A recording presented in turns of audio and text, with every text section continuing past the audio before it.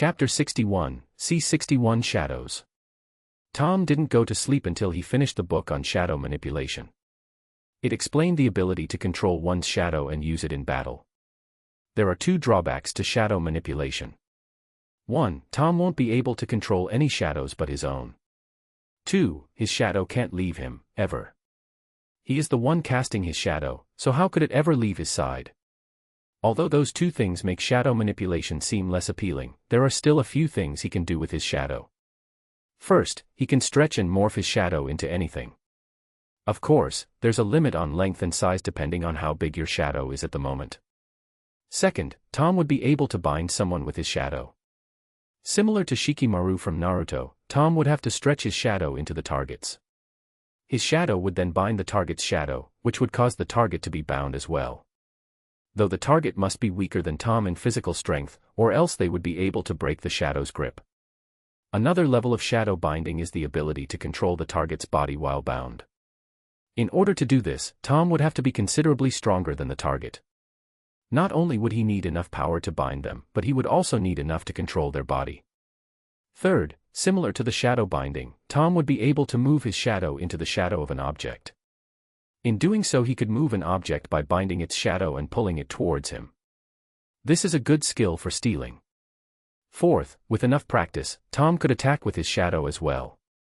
He would have to morph his shadow into a weapon and attack the target's shadow. Any attacks against the target's shadow would appear on their body. Slash the shadow's wrist with enough force and the hand of the target would be severed at the wrist. This is the highest level of shadow manipulation and would take time to learn. Though Tom wants nothing more than to start working on this, he can't just start controlling his shadow. The mystic arts are performed by taking power from external sources. To control shadows, Tom has to draw power from the shadow dimension. The problem with this is Tom doesn't know if there's a ruler of the shadow dimension. If there is a ruler and he starts taking energy from their dimension, who knows what the consequences could be. Although it's not the same as linking himself to the dimension, as the Ancient One did to the dark dimension, intruding on the property of a cosmic being isn't something Tom wants to do. The book says that the shadow dimension has no ruler, but who knows how old this book is. It's best to be careful and ask the Ancient One about this. Tom thought as he drained his magic before bed.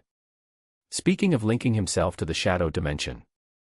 The book says that if he were to link himself to it, which no known sorcerer has ever done, other powers should become available to him. This is from a more theorized section of the book, but Tom agrees with it. If he were to link himself to the shadow dimension, he should gain far more control over shadows. I'll make that my goal, but it probably won't happen for a while. Tom thought as he tucked himself into bed. The next day, Tom ended up sleeping in. He stayed up way later than he wanted, but the book he found was far too interesting for him to wait until the morning. After going through his usual morning training, Tom went to look for the Ancient One. He found her overlooking the training of some novices. "Hey, teacher." Tom calls as he walks beside her. "Have you finished with everything from yesterday?" "Yes, just a pesky demon that was trying to break through to our dimension," she says casually as if it was nothing. "Huh? Was it hard to deal with?" Tom asked curiously. "No, I just needed to find out what type of demon it was. After I knew what it was, dealing with it was fairly simple." The Ancient One replies with a wave of her hand. "Oh, that's good. Do you have time before we go to the sanctums? I found what I'm going to study next, but I have some questions." Tom says. "Already coming to me for questions, I see. Follow me," she says, and they go to her private quarters. "Ask away," she says as they take a seat across from one another. "Well, I found this book on shadow manipulation. In order to start practicing, I have to draw energy from the shadow dimension. The book says that it has no ruler, but things can change as time passes. I would rather not find myself on the bad side of some sort of cosmic being." Tom says, and the Ancient One nods as he speaks. "It's good that you came to me before doing anything rash.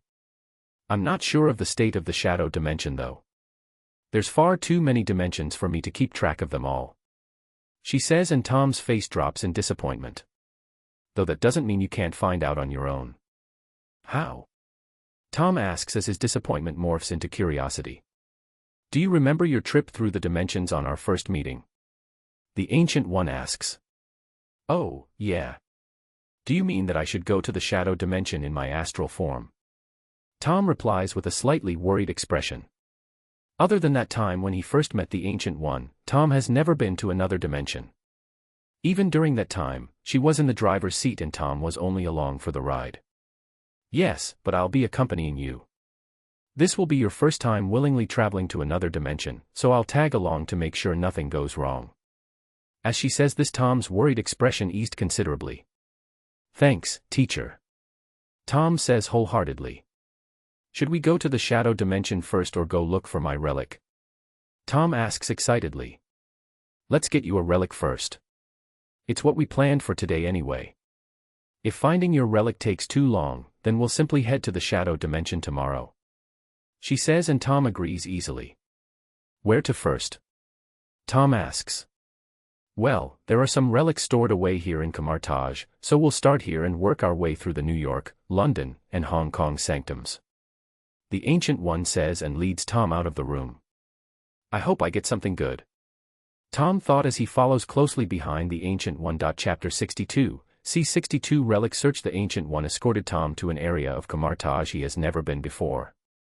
He didn't even know this place existed in the first place.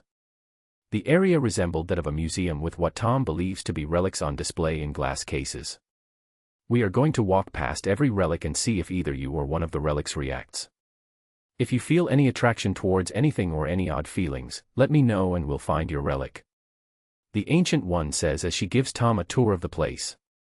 She didn't explain every relic they passed, but she would give descriptions of those that seemed to catch Tom's eye. For example, the necklace of bottle which grants its wearer the ability to summon a massive army of unkillable ghost bears, while cursing the user with becoming a mindless werbear once a month. This isn't something Tom is remotely interested in. Yeah, the army of ghost bears is slightly interesting, but becoming a mindless werbear isn't appeal to him at all. One of the relics that Tom wouldn't mind getting is the Eye of Agamotto, which is a medallion similar to the Eye of Agamotto. It can reveal the true nature of things to its wielder. That sounds extremely similar to the skill observed from the gamer. It's too bad that this relic didn't choose him. The relic that Tom wanted the most out of every single one that the Ancient One showed him was a beast of a sword called Dragon Fang. When Tom asked about the sword, her explanation only made him want it more. A wizard named Kajita carved this nearly indestructible sword from the tusk of an extra-dimensional dragon. The sword was passed into my possession for safekeeping upon that wizard's death. She explained as Tom started salivating over the sword before him. Do you feel drawn to the sword? No, but can I have it anyway? Tom asked as he stares up at his teacher with a hopeful expression. No, now keep moving, we don't have all day. She says and completely crushes her students' hopes and dreams. Tom gave one last look at the beastly-looking sword and reluctantly followed after the Ancient One. Although, he made sure to air his displeasure as he muttered about stingy old ladies and their bald heads. The Ancient One ignored him completely and continued with her tour of the place. By the time they finished the tour, Tom hasn't found a single relic that chose him. Though he didn't allow himself to get depressed just yet. There are 3 other sanctums filled with relics. His chances of getting at least one are still fairly good. Alright, let's head to the Hong Kong sanctum first. The Ancient One says as she opens a portal. They walk through and Tom is met with yet another museum-type setup. The place had the same Eastern aesthetic as Camartage. They once again started touring the place and Tom still didn't find his relic. Although, the Hong Kong sanctum did have some very interesting relics. For example, the staff of the Monkey King, Sun Wukong Rui Jingu Bang. Tom may not be interested in fighting with a staff, but that didn't stop him from admiring it. Keep up, The Ancient One called. Coming. Since Tom didn't find any compatible relics, they moved on to the London sanctum. When Tom exited the portal, he was met with a more Western-style museum compared to the last 2. As they toured this one, Tom was starting to lose hope in his chances of getting a relic. With every glass case they passed, Tom would get more and more depressed. After searching the entire London sanctum, Tom would once again be leaving empty-handed. At this point, even the Ancient One was starting to think Tom may not have a relic. Although, that doesn't mean he will never have one. He would just have to find his relic somewhere else. Tom's only chance of having a relic accept him lay in the New York sanctum. Before entering the portal, Tom crossed his fingers and took a deep breath. Come on. Just one relic is all I need. Tom thought as he stepped through the portal. The second he stepped through the portal, one of the glass cases shattered. As the glass shattered, something came flying in Tom's direction. A loud thud was heard as it impacts Tom's chest and knocks him over. Huh, I guess you do have a relic after all. The Ancient One says as she eyes what lays on Tom's chest. It's a small wooden statue of a snake about the size of a shoebox. As Tom picks himself up, he holds the statue in front of him and studies it carefully. What is it? Tom says as he feels a slight warmth as he clutches the wooden snake. That is the snake totem. It's a symbol that serves as an emblem of the snake god. Think of the totem as a conduit which the snake god can use to affect our world. It seems that you've caught the eye of a very powerful being. The Ancient One says. Is that good or bad? Tom asks as he looks at the totem warily. It could go either way. I don't know enough about the snake god. I know that she is a woman and that she usually doesn't involve herself with the mortal world. Although, it's not like she could access this world in the first place. Well, except for that totem of course. She explains. So, what does it do? Tom asks as he keeps clutching the totem. It may be a totem of some sort of snake deity, but Tom feels a strong connection to it. Just holding the totem seems to calm his mind and bring about a happy feeling. Nothing that I know of for sure. Though there are tales of this exact totem granting followers of the snake god mystical powers. You'll have to figure all of that out by yourself. Just be careful when dealing with gods. They aren't allowed access to this world without help from our side. If you end up meeting her at some point, which is very possible to happen, make sure to find out her intentions. Forming pacts with gods isn't against the rules, but forming pacts that could bring ruin to this world certainly is. The Ancient One explained in a very serious manner. Don't worry, teacher. I'll be extra careful with anything to do with this totem. Tom responds seriously as he holds up his new relic. Good, also be sure to keep that totem in a safe place. Just because it's your relic doesn't mean it can't be stolen. She says as a mother would to a child. Alright, but where the hell do I store this thing? Tom says and suddenly the totem started shrinking and morphing its shape. It changed into a string necklace with a small wooden snake pendant hanging from it. It seems the snake god wishes for you to carry the totem on you at all times. The Ancient One says as she scans the totem for anything that could harm her student. Nothing. I'll watch him closely for a while to make sure though. Huh, alright I guess. Tom says as he places the necklace around his neck. Do you think I'll have another relic here somewhere? Chapter 63, C63 Second Relic.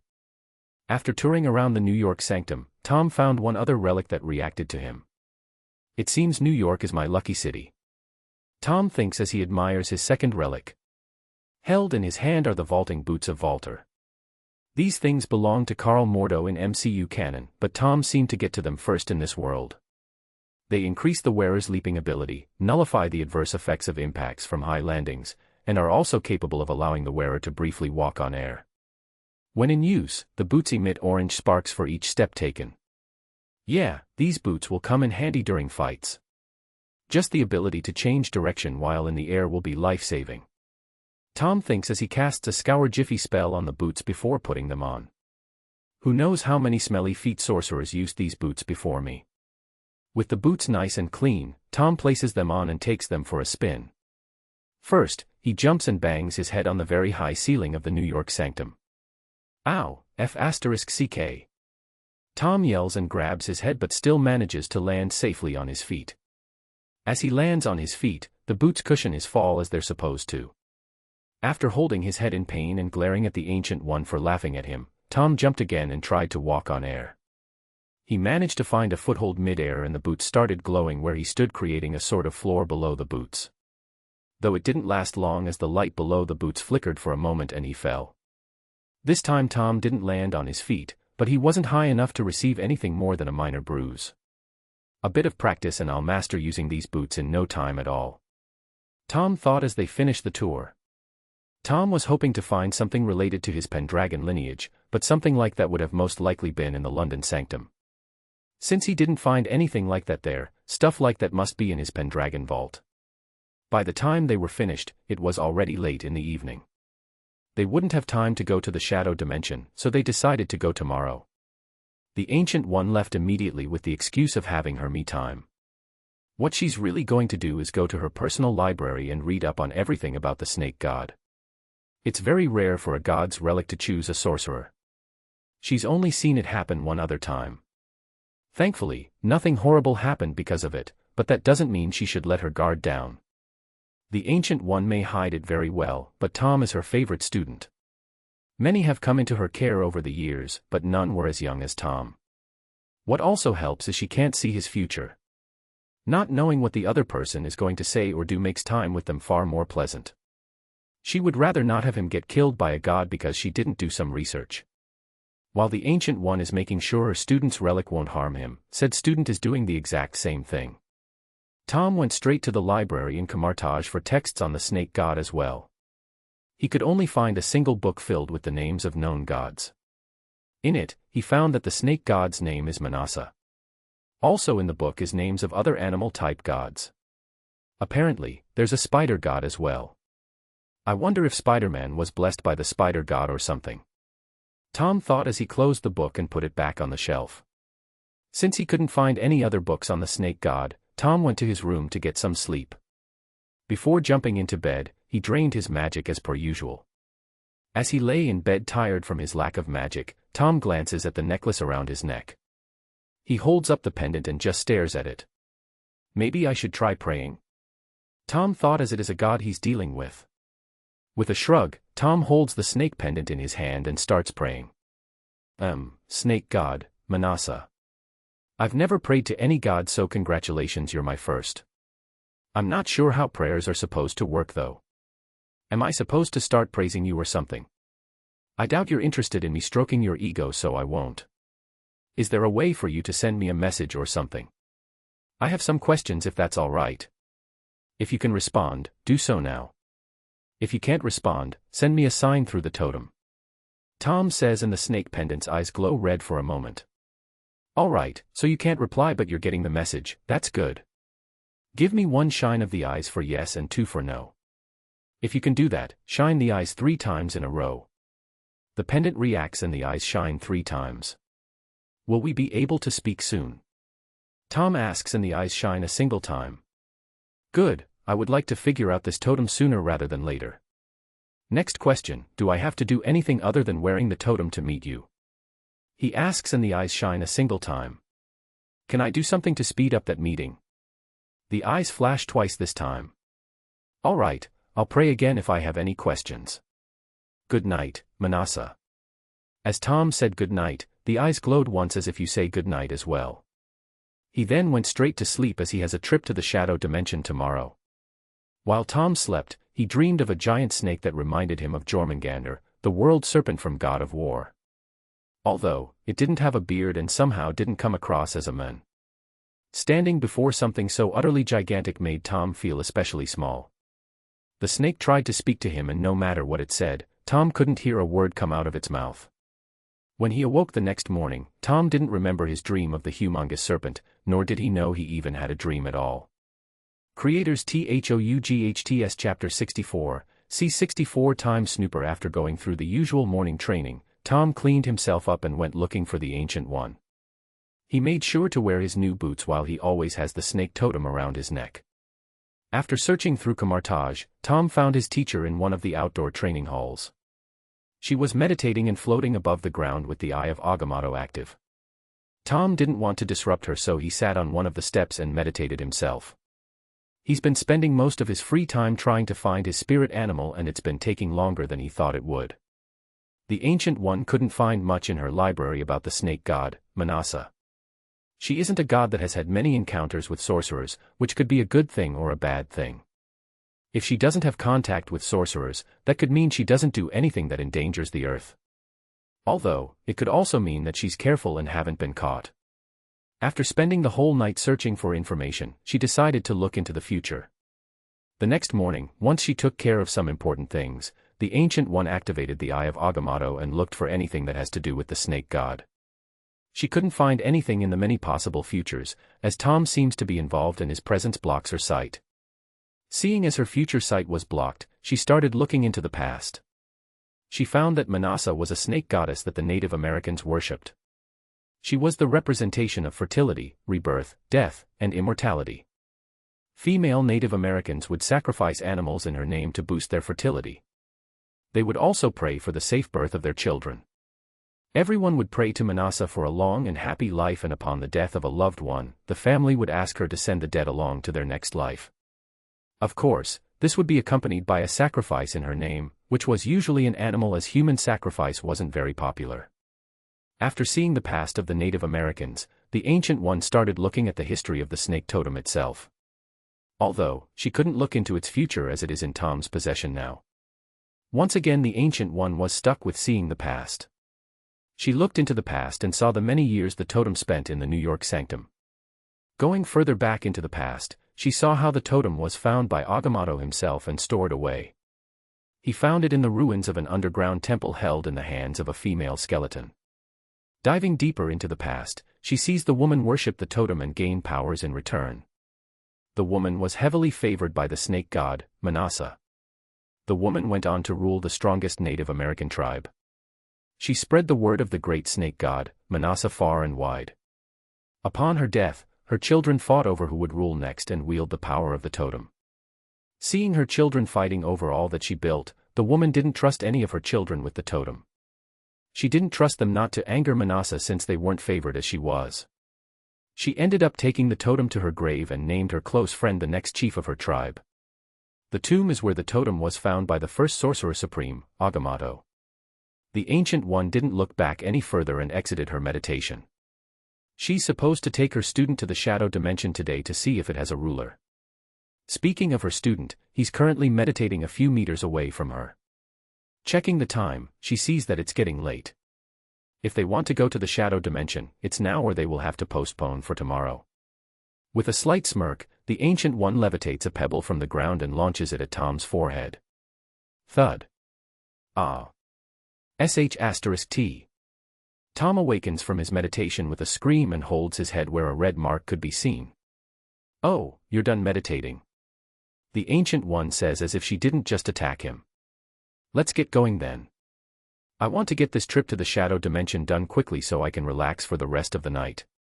You couldn't just tap me on the shoulder or call my name," Tom says as he glares daggers at his teacher. "I don't know what you're talking about," she says as she waves her hand at Tom. "Let's get going already." Tom followed after her as he muttered about his annoying bald teacher. As always, the Ancient One acted like he said nothing at all as they moved to her personal quarters. The Ancient One activates some barriers around the place in order to protect their physical bodies. They're going into the astral plane to survey the shadow dimension unnoticed. Their physical bodies will be left behind and vulnerable to attack, so the barriers will keep out any unwanted guests and inform her of any possible intruders. "Alright, since we'll be traveling in our astral forms, I've placed some protections for our physical bodies," she says as she finished with the barriers. "Don't reveal your astral form during our excursion. We aren't going to fight any cosmic beings, nor are we going to ask permission to draw upon their dimension. We go in and see if anyone has claimed the shadow dimension and then we leave. Do you understand?" "Yes, in and out without revealing ourselves," Tom says as he finds a comfortable spot to leave his body. "Good, I'm going to leave my body in my bed. I'm too old to be leaving it in random places. The last time I did that, I had a kink in my neck for the rest of the week," she says and leaves Tom in the living room. Tom decided to just leave his body on the sofa and separated from his physical form, becoming an existence of pure energy. Time slowed in the material plane as Tom saw his body breathing at a very slow pace.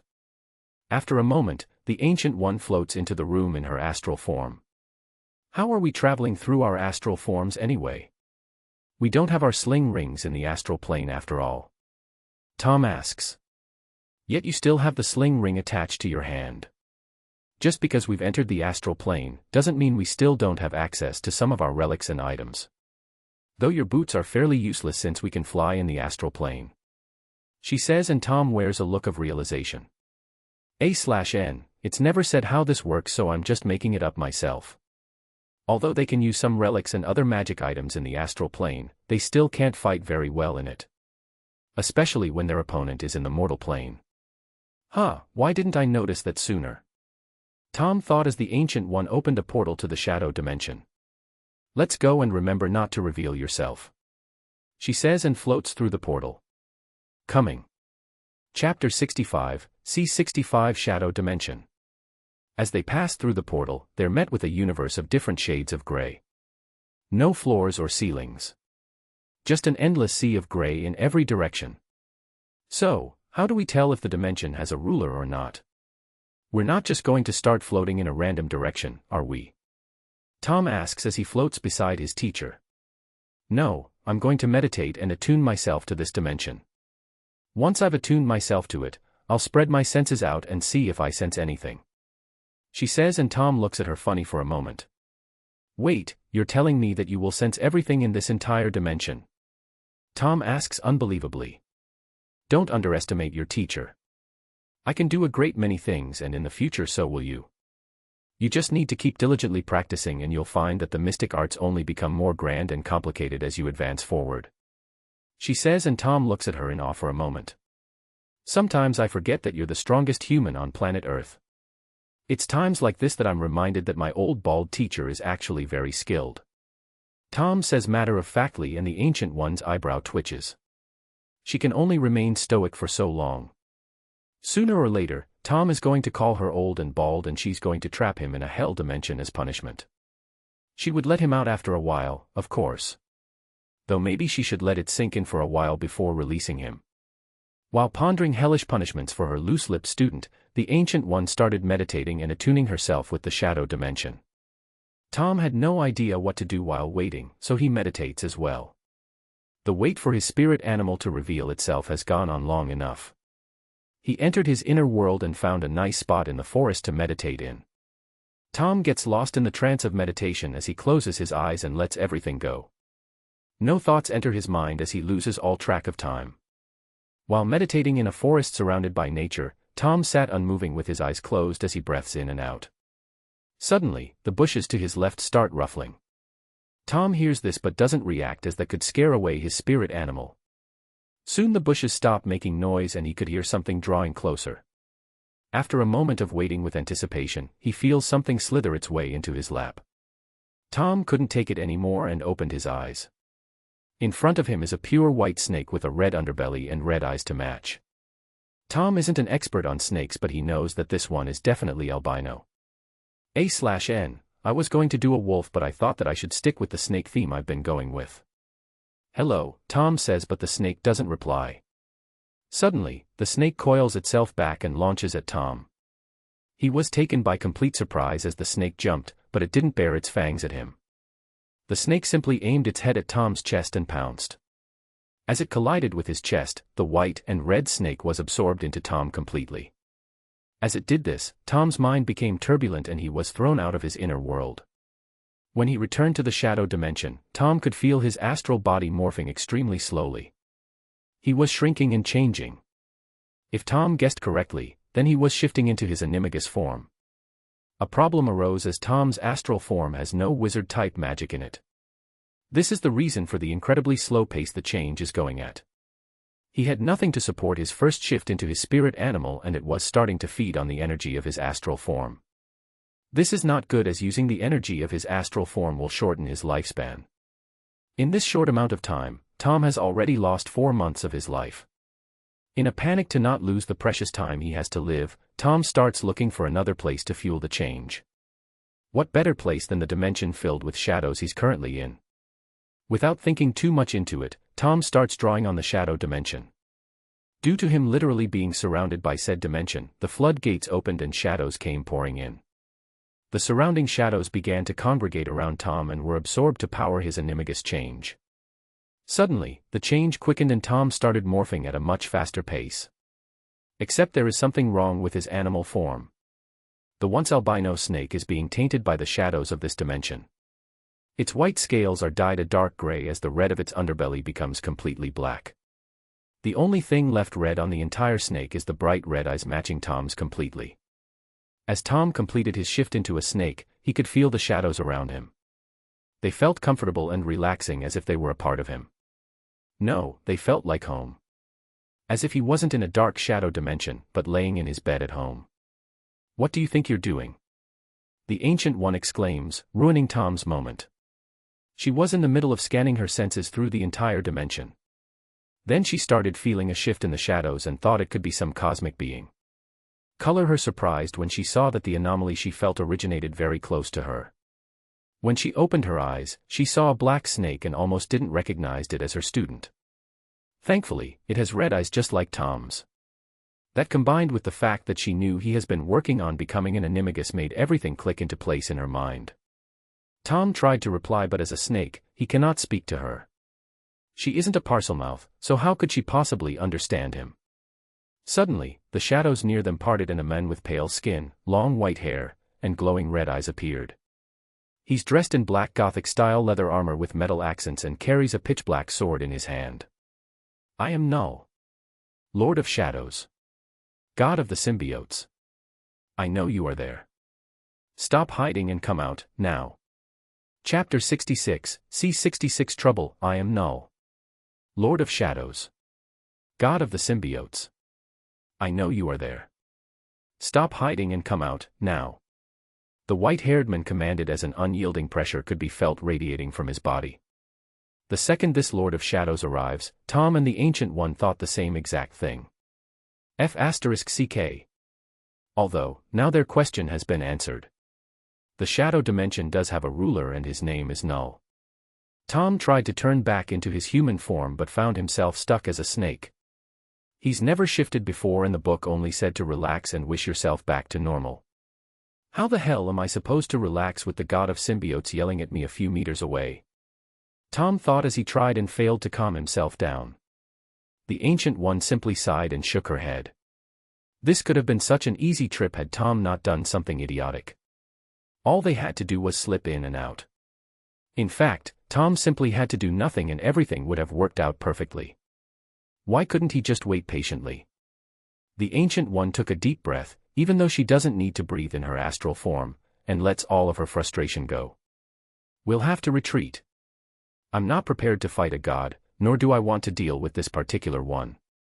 The Ancient One looks over at her student and could already tell that he was panicking. She could see that he isn't able to change back into his human form. If you won't come out, I'll have to capture you myself. Null says casually as he stared at the exact area where the two intruders were floating. Before the Lord of Shadows could move forward, the Ancient One activated the Eye of Agamotto and slowed his movement. Time seemed to halt around Null as his movements were as slow as a snail. He seemed to have noticed as a bloodthirsty smirk appears on his face. He knows only one being that can control time like this and would love to slice her in half from bald head to toe. He started putting more power into his movements and was getting faster with every step. With a sigh, the Ancient One opens a portal and grabs her student's noodle-like body. They fly through the portal and Null breaks through the time dilation around him. He picks up speed and tries to follow them through the portal, but it closes and he misses his chance. As Tom and his teacher appear in her private quarters, the Ancient One didn't even wait for a single second and threw her student into his body. With the return to his physical body, came the return of his human form. His panic started to subside and a moment later the Ancient One comes walking in with an annoyed expression. Sorry, teacher. Tom says as he sees her walk over to a shelf and pull out an old tome. Mistakes happen and we move past them. She says as she starts skimming the book for the right page. Do you know the predicament you're in now? I can guess, yes. Tom says with a grave look on his face. My animagus form is connected to the shadow dimension, which means that I'm connected to the shadow dimension. The same dimension that seems to be ruled by some evil shadow/symbiote god. At least you aren't a complete imbecile. She says as she finds the right page. Lay down on the couch, now. Tom does as his teacher says and she walks over and starts forming symbols of eldritch energy all around him.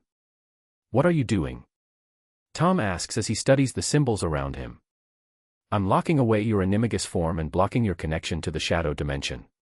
She says as more and more runic symbols crowd around Tom's body. It's the only way to keep Null from following your connection back here to Earth. As much as I wish to protest, as it took a lot of work to finally become an animagus, I agree and won't complain. Tom says with a sad smile on his face. He finally became an animagus and now he won't be able to turn into a snake again. At least until a time where there's no ruler of the shadow dimension, which would only happen if someone kills Null and doesn't want his realm. That's not very likely to happen. I'll have to kill him and take the shadow dimension for myself. He thought and chuckled in a self-deprecating manner. I'm far too weak to even think about taking dimensions from gods. I couldn't even think straight while in the presence of Null, yet I'm thinking about killing him. I need to get stronger. The Ancient One had no idea what her student was thinking of as she kept layering protections and barriers onto Tom's animagus form. After a minute passed, she finished her work, and Tom's snake form was wrapped up tightly and wouldn't be coming back out anytime soon. Tom's connection with the shadow dimension was temporarily severed. He wouldn't be able to draw on the power of said dimension, nor would he be able to turn into the black snake again. At least not until the bindings are removed. Done, now go and read up on Null in the library.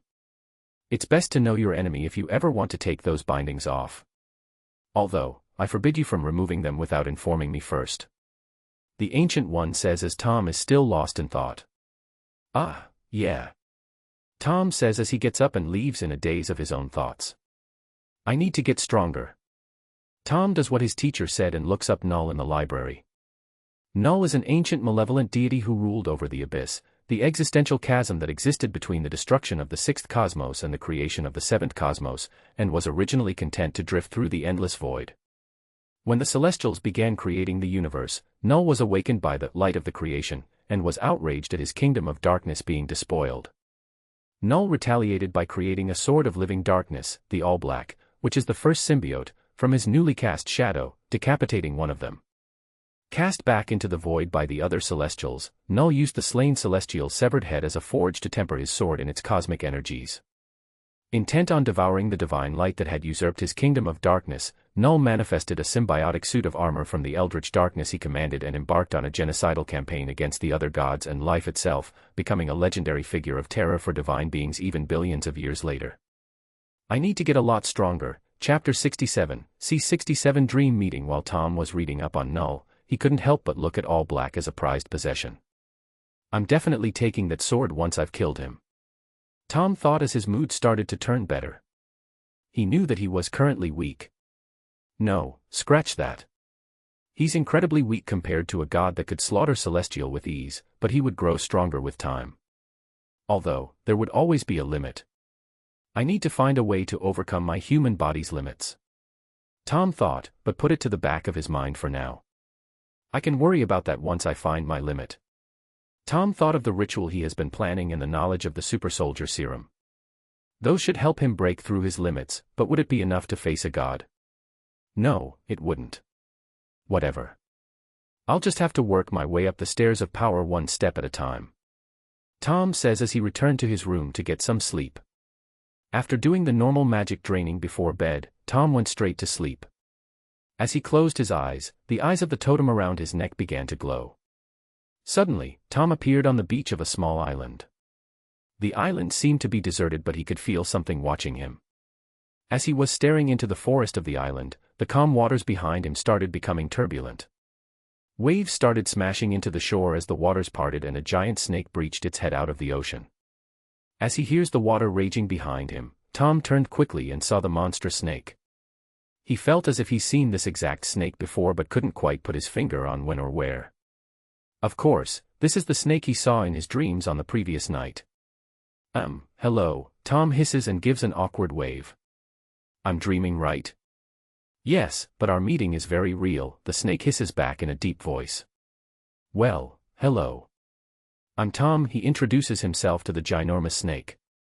Hello, I'm Manasa, Manasa replies in a deep unladylike voice. Like the snake god, Manasa, Tom asked as he curses his luck. Why do I keep meeting gods one after the other? Although, teacher said that this one favors me, hopefully. Manasa nods her big snake head affirmatively. Yes, I didn't think we would meet this quickly. Your need for power seems to have hastened our meeting, Manasa says in a happy tone. Oh, is there a way for you to shrink or change your shape? Talking to a giant snake like this is a bit unsettling. No offense, of course, Tom asks as nicely as possible to not anger the second god he's met in 24 hours. Manasa doesn't reply as her snake body shrinks and morphs its shape. Her snake body disappears and in its place is the body of a beautiful Lamia woman. The bottom half of her body is a long snake body with black scales. The snake part of her body is so long that it disappears under the ocean's surface.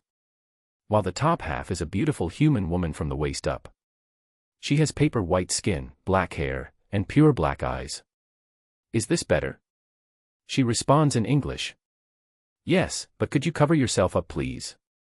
I'm a growing boy after all. Tom says and points to her uncovered breasts.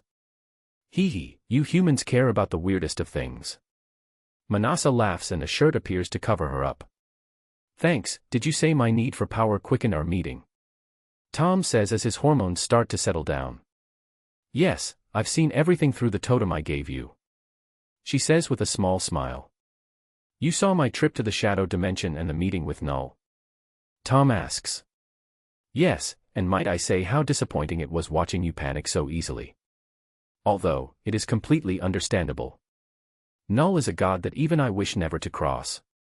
Manasa says as she shakes her head. So, why did you give me this totem? Tom asks. Straight to the point, huh? Manasa says as she lounges in the ocean waters. Yeah, I'd like to know why a god would be interested in me. Tom says, causing Manasa to chuckle. Well, the answer is quite simple. I want you to become my avatar. Manasa says with a happy smile as her snake-like tongue pokes out of her mouth. Avatar. What's that? Tom asks questioningly. You would be the manifestation of my power in the material plane. Manasa answers as she looks at Tom with a happy expression. Why would you choose me as your manifestation? Tom asks wearily. Let me answer your question with a question. Do you know my domains? She asked back. No. I looked you up in the library, but there wasn't much. Tom replies. As the snake god, I hold dominion over fertility, immortality, death, and rebirth. She says and Tom isn't liking where this is going. So, you. Tom starts to say it but doesn't finish. I know that you are the combination of two different souls, yes. At the moment of the merge, a new soul was birthed. A rebirth of two souls if you will. She says with a knowing smile. It was hard to miss really. A rebirth in a body blessed with snake tongue was like a beacon to me. Oh, does anyone else know? Tom asks, hoping that the answer is no. Yes, there are other high-level entities that definitely know, but would they do anything about it? No, they have much bigger things to worry about than some human soul merging. She says with a wave of her hand. If it's not that big of a deal, then why do you want me to be your avatar? Tom asks with some suspicion in his voice. Because I find you worthy of the opportunity. She replies easily. Will I have to do anything in exchange? Tom asks looking for some kind of catch to appear. Maybe. She replies with an unsure expression. Maybe. Tom repeats with a raised eyebrow. Well, I don't need anything at the moment, but who knows what could happen in the future. Manasa says with a shrug. So you're saying that if you need something, I would have to come and help? Tom asks as the appeal in becoming Manasa's avatar starts to grow smaller and smaller. Yes. You would be my avatar. If I needed something done in the mortal plane, I would contact you through the totem and tell you what to do. Sorry if I'm not being clear. I've never done this before, but Madam Webb said that you would make a good avatar. She says matter-of-factly. The more you speak, the more questions I have to ask. Tom says with a frustrated sigh. Yes, you're right. Let's end our meeting here. We're running out of time anyway. Manasa says as she slithers back beneath the surface of the ocean. Wait. Tom called but she was already gone. What the hell am I supposed to do now? Master, it's time to wake up. Chapter 68, C68 Science. Master, it's time to wake up. Mimsy called as she popped into Tom's room in Kamartaj. Tom awoke with a complicated look on his face. I'm awake, Mimsy. Tom says as he sits up and rubs the sleep out of his eyes. Good morning, Master. Mimsy says with a bright smile. Morning, Mimsy. Tom says as he stands and stretches his body. After doing the usual exercises, Tom cleaned himself up and got some breakfast. Once his stomach was full, he went looking for the Ancient One to speak about his dream. He found her lying on a sofa, eating chips and reading a mystery novel. "Hey, I had this weird dream last night that probably wasn't a dream at all," Tom says as he storms in and sits across his teacher. "Good morning to you as well, Tom," she says sarcastically and closes her book. What was the dream that probably wasn't a dream about exactly? It was about the snake god, Manasa.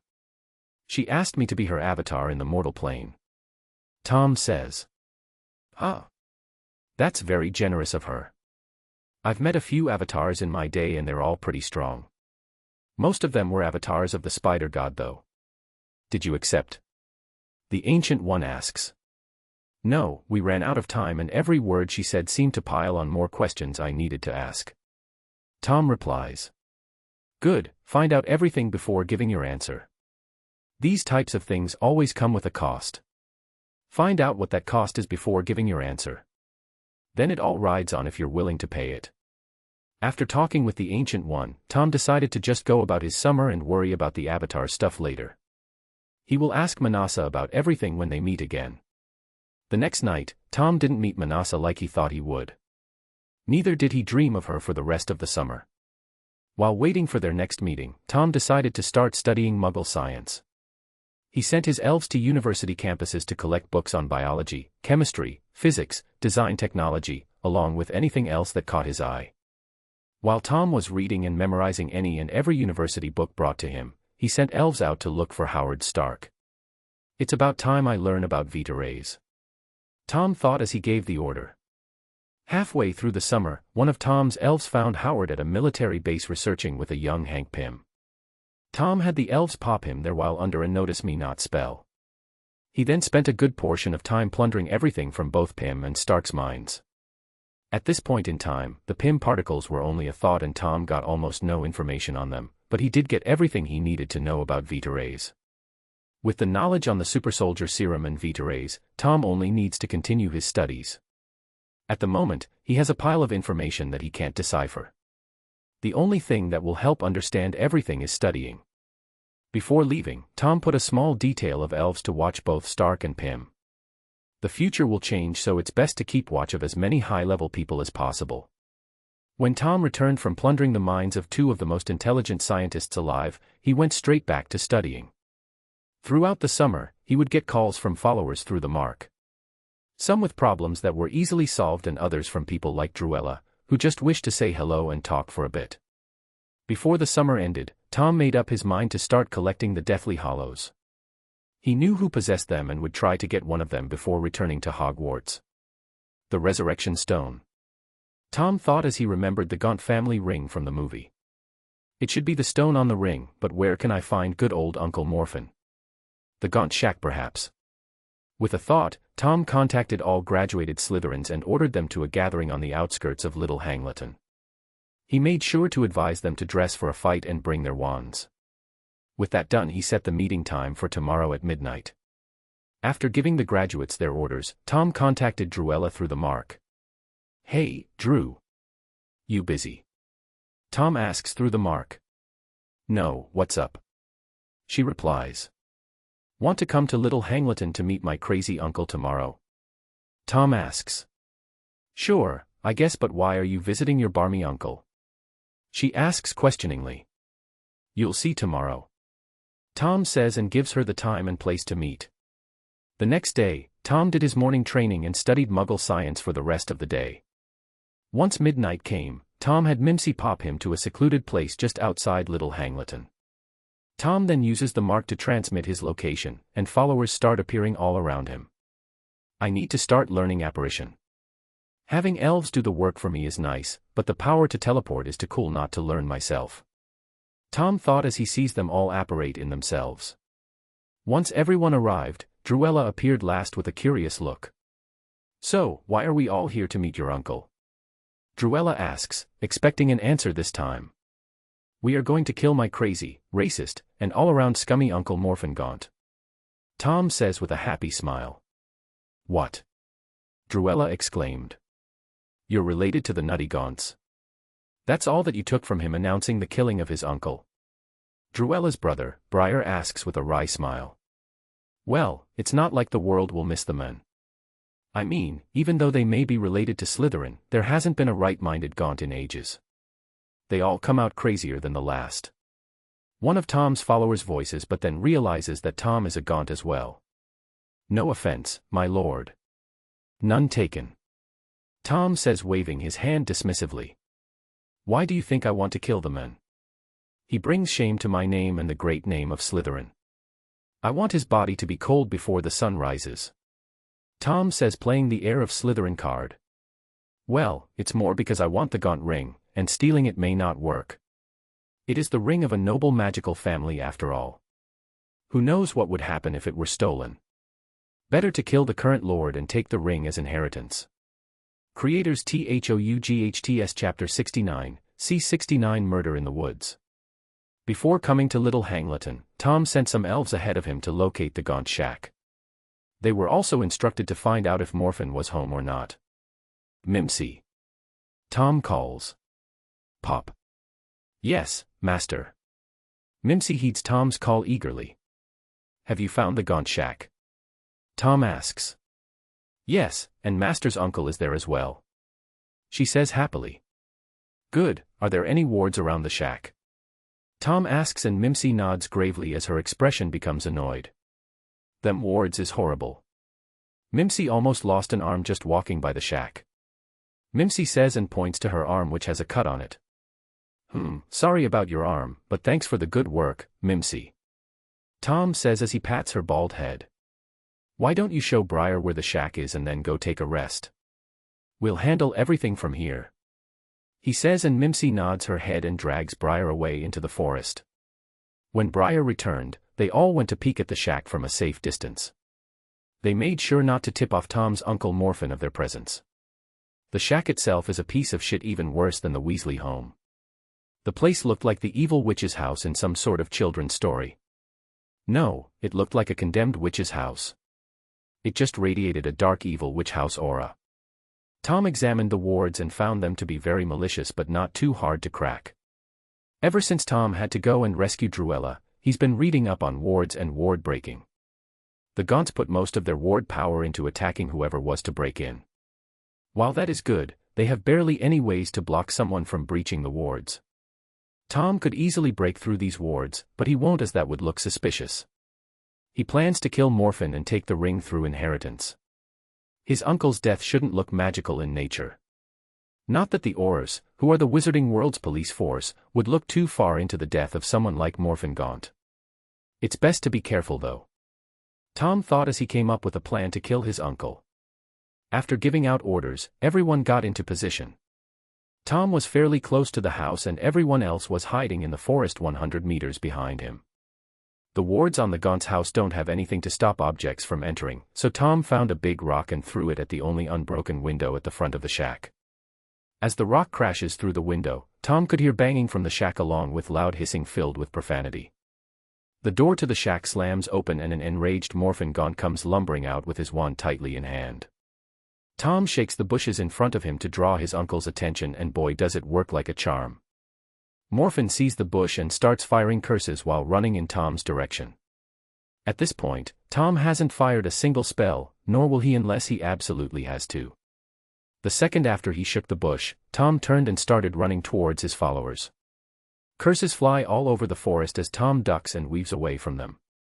When Morphin gets to the bush, he's met with the sight of a dark figure running away. Of course, this figure is Tom. Tom's uncle gives chase and continues to fire curse after curse at him. Even a few unforgivables were shot in his direction along with a large list of other curses. Say what you want about how crazy and inbred the Gaunts are, but at least they know their dark magic and curses. Tom thought as every curse in the book is being fired at him along with a few he has never heard of before. As Tom meets up with his followers with his uncle hot on his tail, each of his followers aims a crossbow in Morphin's direction. Before breaking the window to lure out his uncle, Tom transfigured some rocks into crossbows. This way the cause of death will be blamed on Muggles and not him. He even went so far as to have his followers whittle their own crossbow bolts. Who knows if transfigured bolts would leave evidence behind? Either way, Tom would do his best to not leave behind any evidence whatsoever. As Tom gets behind the line of crossbow-wielding Slytherins, they wait for Morphin to appear in range, and as he does they all fire in his direction. Hand-whittled bolts shoot from the bows and soar into Morphin Gaunt's direction. Tom's uncle seemed to have noticed the line of bowmen and conjures a shield. Protego, he hisses and waves his wand. The bolts are met by an invisible shield and fall to the ground without hitting their mark. Stupid muggles think you can anger the House of Gaunt, do you? He hisses venomously as his shield disappears and all the arrows have hit the floor. Yes, actually. I did, Tom replies as an arrow strikes Morphin directly on the side of his head. The bolt goes through the head easily and pokes out the other side. Morphin's cocky face freezes in place as a hail of other bolts start striking his body. Morphin hisses for the last time as he's turned into a pincushion and falls to the ground in a puddle of his own blood. The first wave of bolts was only a distraction for the second group of followers hidden under Notice Me Not charms. They are positioned in the trees to the right of the distraction group. Good work, everyone. Tom says as he looks uncaringly at the body of his uncle. We may have been related, but it's not like I knew him. Also, he is practically a Nazi of the wizard variety. No use crying over someone like that. He shrugs and addresses his followers. Collect every bolt fired without leaving behind any evidence. Remember that this has to look like a group of muggles killing a wizard. Everyone gets to work and Tom stares longingly at the ring on his uncle's finger. No, leave it behind. Tom thought as he looks away from the ring. I'll get it upon his death anyway, but I will have to wait until I can become a lord, which won't happen until graduation. Should I just take it now? Chapter 70, C70. Daddy Tom thought for a minute and decided not to rush into things. He could leave the ring for now and take it when the time was right. At first, Tom thought of separating the stone from the ring and leaving the ring behind, but he doesn't want to risk it. It may be from a backward inbred family, but it's still a lord ring for a noble wizarding family. It's not like anyone knows about the stone. I'll go to Gringotts after hearing about the horrible death of my uncle and take up my heirship of the Gaunt family. While I'm there I'll make sure they have the lord ring. Tom thought as he gave the resurrection stone one last longing look. Around him, Tom could see his followers have finished collecting the bolts from in and around Morphin's body. All right, everyone head home and get rid of the bolts along with any evidence of this night. That includes your clothes and shoes. Burn them or vanish them. I don't care as long as they're disposed of properly. Tom says, and he could hear some of the graduates protesting about their clothes. Especially the shoes. Mainly from the women, but a few men looked upset as well. Just do as I say, okay? I want nothing to remain of this night. Now get a move on and leave. As everyone is leaving, Tom stays behind to make sure everyone makes it out without a problem. With everyone gone, Tom could hear a group of muggles making their way towards him. Mimsy. He whispers as he casts a Notice Me Not on himself. Pop. Yes, master. She appears with a pop and answers Tom's call in a high-pitched chipper attitude. Normally, nobody would be able to see him, but Mimsy is linked to Tom as all of his elves are. He could never hide from any of them as they could sense him easily. Even under a Fidleyu's charm, they could find him without a problem. Keep it down and hide yourself. We're going to be watching what these muggles do. Tom said as he wanted to make sure they wouldn't steal the ring. It would probably just return to Gringotts on its own, but it's best to be careful anyway. Mimsy listens to Tom's orders and disappears from sight. After a few moments, Muggle police officers along with some people from the village came walking into view. You said the lights were coming from this direction, Lord Riddle. A policeman asks a tall and handsome man with black hair and dark eyes. He has a sneer on his well-angled face as he looked at the area leading up to the Gaunt shack. His expression worsens as memories of an ugly witch appear in his mind. Oh, is that my father? Tom thought as he looks at the scene before him. Yeah, it's probably the Gaunts again. Thank God only one of them remains. Hopefully, the last will get himself killed and we won't have to worry about the trash polluting the village any further. Tom Sr. says in a snobbish attitude. Well, there is my son as well, but hopefully, he's dead by now. I can't believe that woman would name her hellspawn after me. What an insult. As Tom's father is thinking this, Tom was using legitimacy on him. He heard everything his father thought. What **CK, Tom though, but he doesn't really care about his father. The old Tom Riddle part of his soul is angry and wants his father dead, while the Gregory part sees it as something not worth bothering with. In this instance, Tom decided to just let his father go. If he knew about me all this time, then he had his chance to be a part of my life. Also, based on his thoughts, the man is a spoiled, snobbish prick. Tom has no time for these types of people. Yeah, you don't want to know how many times I've been called for these nut jobs. Another policeman laughs and suddenly trips on something. Looking to see what he tripped on, the officer is met with the mangled body of Morphin Gaunt. Holes filled his body as blood still leaked from them even now. Ah! The officer screams and scrambles backward. Why are you screaming? Tom Sr. asks as he looks over to see a bloody officer along with the dead body of Morphin. The second Tom Sr. saw the body, he turned and vacated his stomach onto the forest floor. Well, now we know what the commotion was about. A more veteran policeman says as he walks over to observe the body. When Tom Sr. finished vomiting and got himself under control, a truly happy smile spread over his face. The last of the pesky Gaunts was dead. No more crazy backwoods inbreds resided in his village. While the police were doing their work, Tom was about to leave, but then something troubling happened. Hey, is that a ring on his finger? Where did the Gaunts get such a fine piece of jewelry from? Tom Sr. says as he eyes the ring for a moment. No idea, is it real? A policeman answers. Yeah, it looks real. Tom Sr. observes for a moment and nods his head. Definitely real. Stolen then, I assume. The veteran officer says from a few meters away. Would you mind if my family holds onto it until the owner is found? If none is found after a few months, I'll keep it and make a nice donation to your department.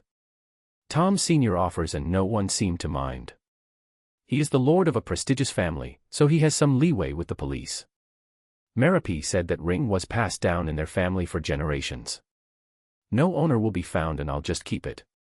After what that witch put me through, giving a ring is the least that family could do to compensate me. Every officer agreed and gave him the ring. Tom's face contorted for a moment as this happened, but then he thought about it. If the ring doesn't magically return to Gringotts, I'll just come back to Little Hangleton and take the ring back. Tom thought that this may be a fairly good outcome. He knows where the Riddles live and stealing from Muggles would be like taking candy from a baby. Seeing his father brought a thought to his mind though. The Riddle family is related to Luffy and Pendragon. Should he do something about them? What if another Riddle child is born with magic? That's unlikely to happen but could still cause some problems later on. I'll think this over before doing anything. Tom thought as he looked over at Mimsy and whispered. Let's leave before any auras show up. Chapter 71, C71 Gringotts again. Once Tom returned to Camartage, he tasked Mimsy with bringing him the newspaper for the Daily Prophet every day. He was looking for any news of his uncle Morphin's death. He needed an excuse to go to Gringotts after all. He also thought about sending an elf to keep an eye on his father, but Little Hangleton is probably swarming with auras by now. Although, that may not be the case as no one really liked the Gaunts. I guess it depends on how the auras operate or if they have the manpower to investigate. There is a giant war going on right now. Tom thought as he drifts off to sleep. A few days after the murder of his uncle, Tom was reading the paper and still hasn't seen anything about Morphin's death. With a sigh, he folds the paper and throws it away. Why hasn't anyone announced his death yet? Tom is starting to get annoyed with how slow the prophet is being. Suddenly, a Gringotts owl flew through his open window and dropped a letter in front of him. Huh, what does a luck want? Tom grabs the letter, opens it, and reads it over. At least the goblins are efficient. Unlike the prophet. A smile appears on his face as he finished reading the letter. Where the prophet failed, the goblins came through for him. The letter stated the death of his uncle Morphin Gaunt. Luck wanted to have a meeting pertaining to the assets of the Gaunt family along with Tom's succession as the heir. With Morphin gone, Tom can take up the heirship without worry. Before he would have been removed from the family because of his half-blood status, but now no one can do that. Tom didn't bother writing a response and opened a portal to an alley outside the Leaky Cauldron. He left the owl in his room to rest for the long journey back. He would have saved the bird a trip and took him, but he would rather not reveal his portal ability. Legilimency can be used on animals as well. After making his way through the back of the leaky cauldron, Tom tapped the bricks in all the right spots. The wall opened up and Tom could see the busy streets of Diagon Alley. He didn't bother with anyone and went straight into Gringotts. He would have popped over with Mimsy, but Camartage is a bit far for Mimsy take him to Gringotts in one trip. As he walked in, Tom went to a teller and asked to speak to his account manager, Luck. The goblin didn't recognize him but escorted Tom to a meeting room nonetheless. After waiting a few minutes, Luck comes in with a happy sneer on his face. "What are you so happy about, Luck?" Tom asks. "Morphin Gaunt is dead. You have no idea how annoying your family has been to us goblins," Luck says as he takes a seat. "No offense, of course. Also, you have a new airship to take up. Although the Gaunts were poor, they did own a few properties. Just don't expect anything great." "Good, I would like to take up my airship now, but before that, how did my uncle die?" Tom asked with fake curiosity. Luck went on to explain all he knew about Morphin Gaunt's death. He said that the Aurors think it was a group of muggles. They tested the area for ambient magic, but every bit of magic belonged to Morphin himself. That along with the crossbow wounds lead them towards muggles as the best suspects. "Have you received his lord's ring yet?" Tom asked with real curiosity this time. "Wait a moment and I'll let you know," Luck says and waves his hand. A box appears in Luck's hands. He opens it and peeks inside. "No, we don't have it, but I can contact the Aurors and see if they took it as evidence. If they did, we just have to wait until the investigation is over." "All right, but what if it was stolen?" Tom asks.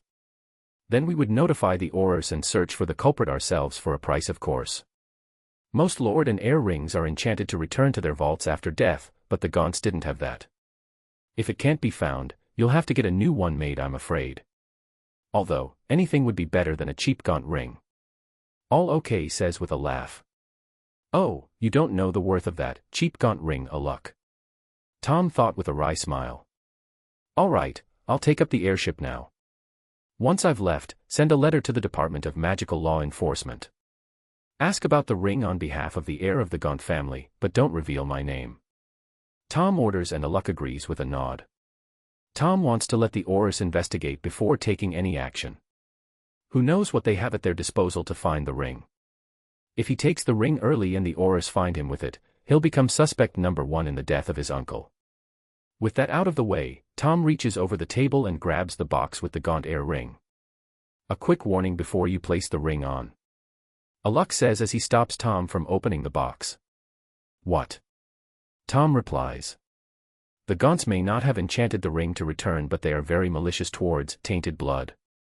They may have enchanted the ring to not accept someone such as yourself," Luck warns. "You mean a half-blood?" Tom replies. "Yes, but who knows whatever malicious enchantments could be on the ring," Luck adds. "He's right. For all I know, putting on this ring will rot my arm off." Tom decided to follow his account manager's advice. "Can I delay taking up the airship and take the ring for a few days?" "Yeah, I don't see that being a problem, but return it as soon as possible. You may be a Gaunt but you haven't taken up the airship yet.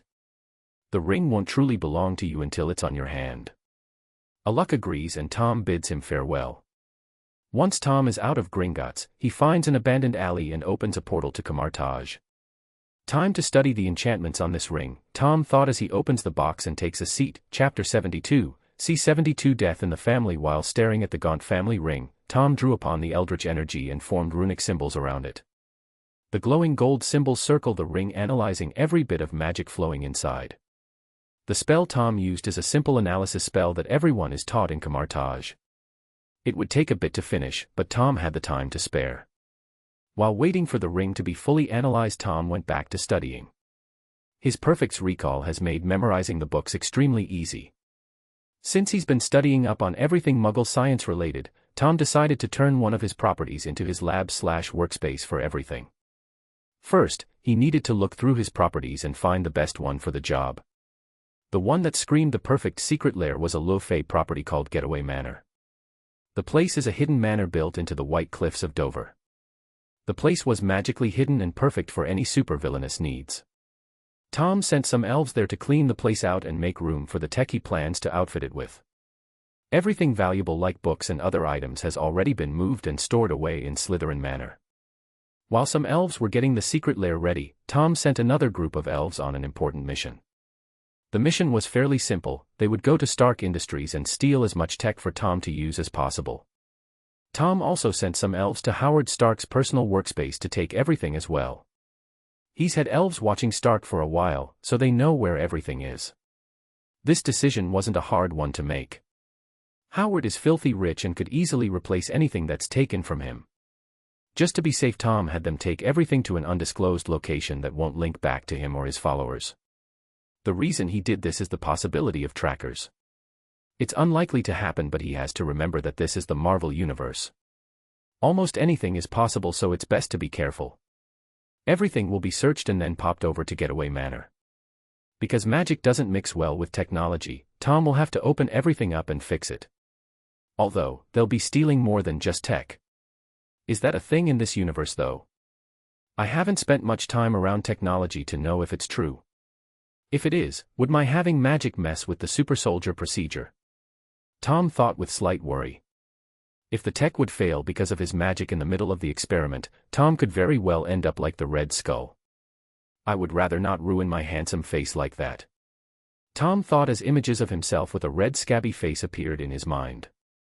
I may have to look into what happens when magic mixes with Muggle technology. That may not be a thing in this universe though. If it is, then I may have to find a way to allow magic to work with tech.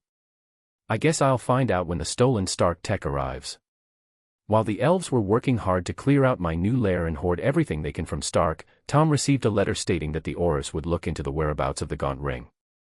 Apparently, it would take time as most of the Aurors are busy due to the current war going on.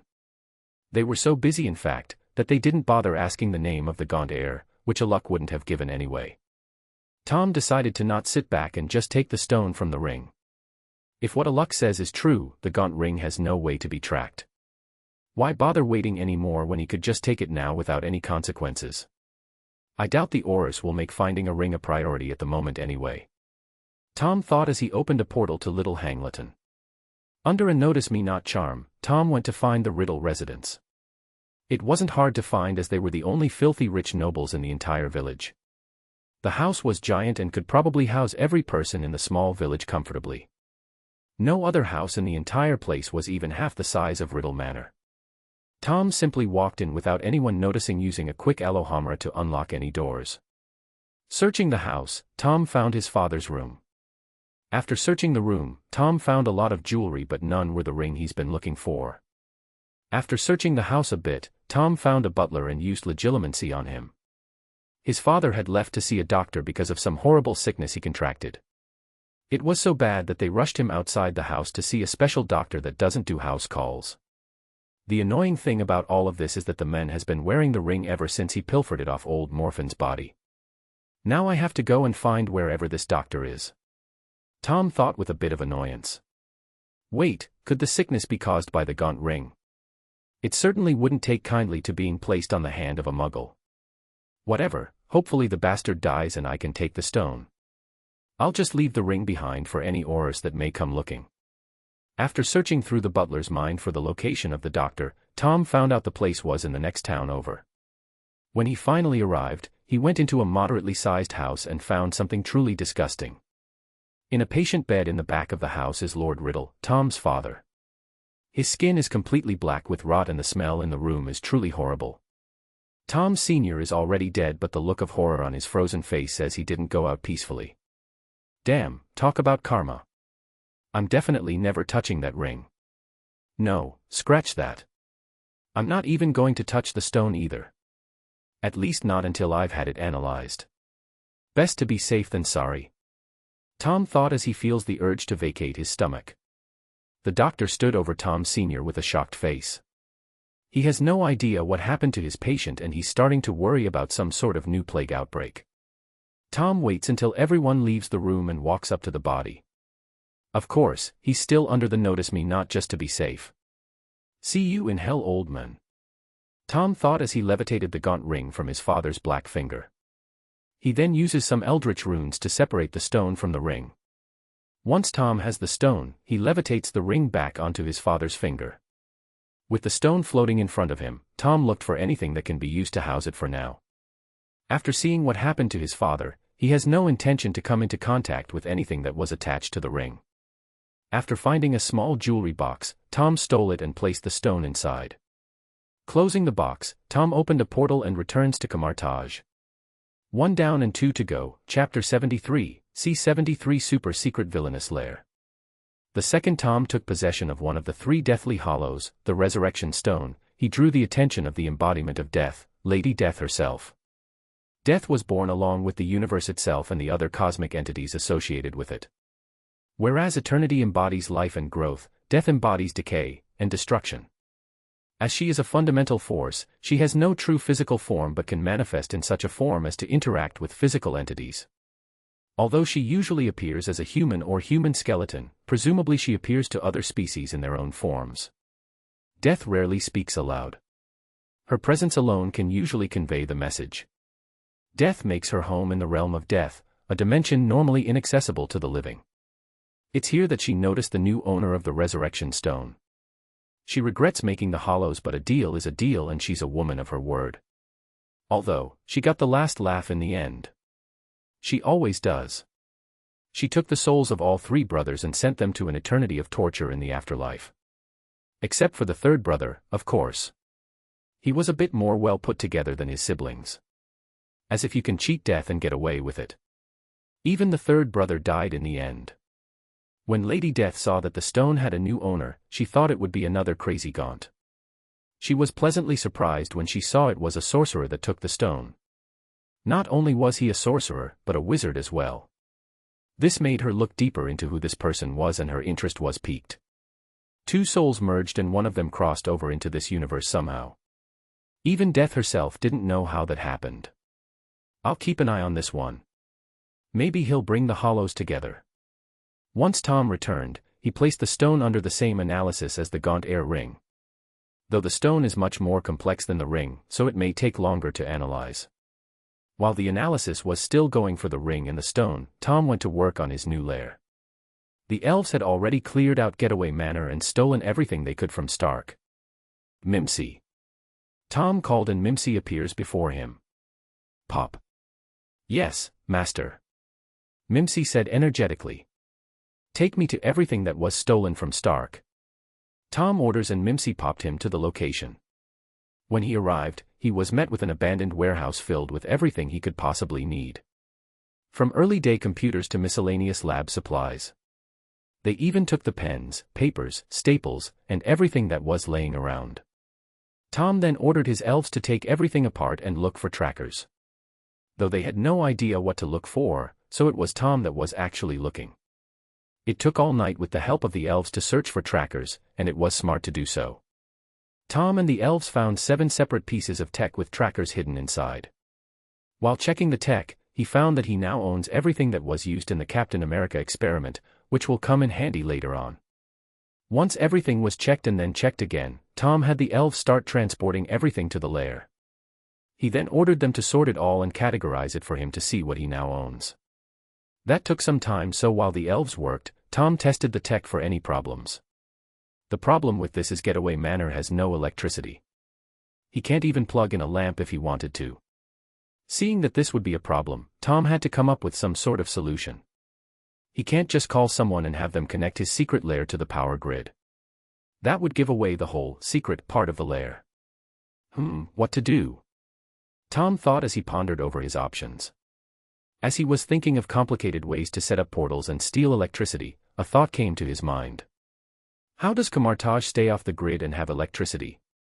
He thought and decided to ask his teacher.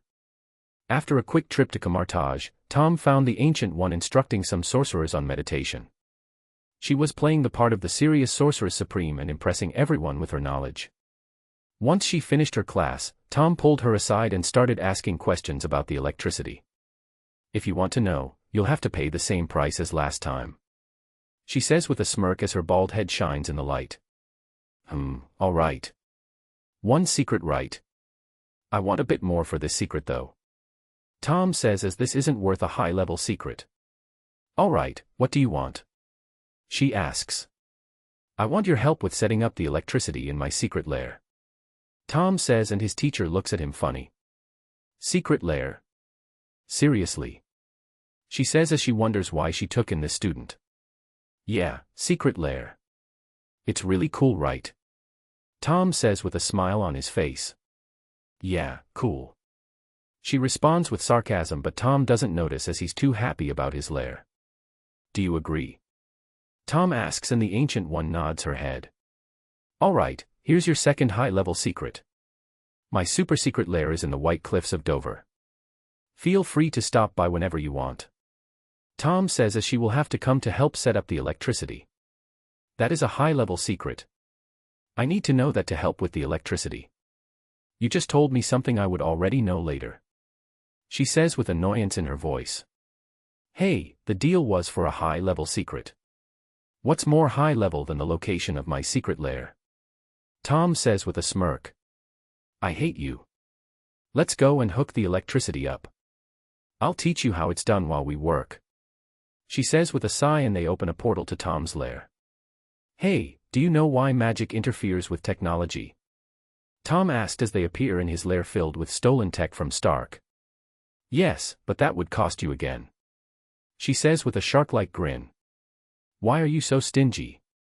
I've already paid today. Chapter 74, C-74 Bald Electrician. While Tom was pondering over whether to reveal another secret or not, the Ancient One was looking over all of his stolen equipment. Where did you get all of this?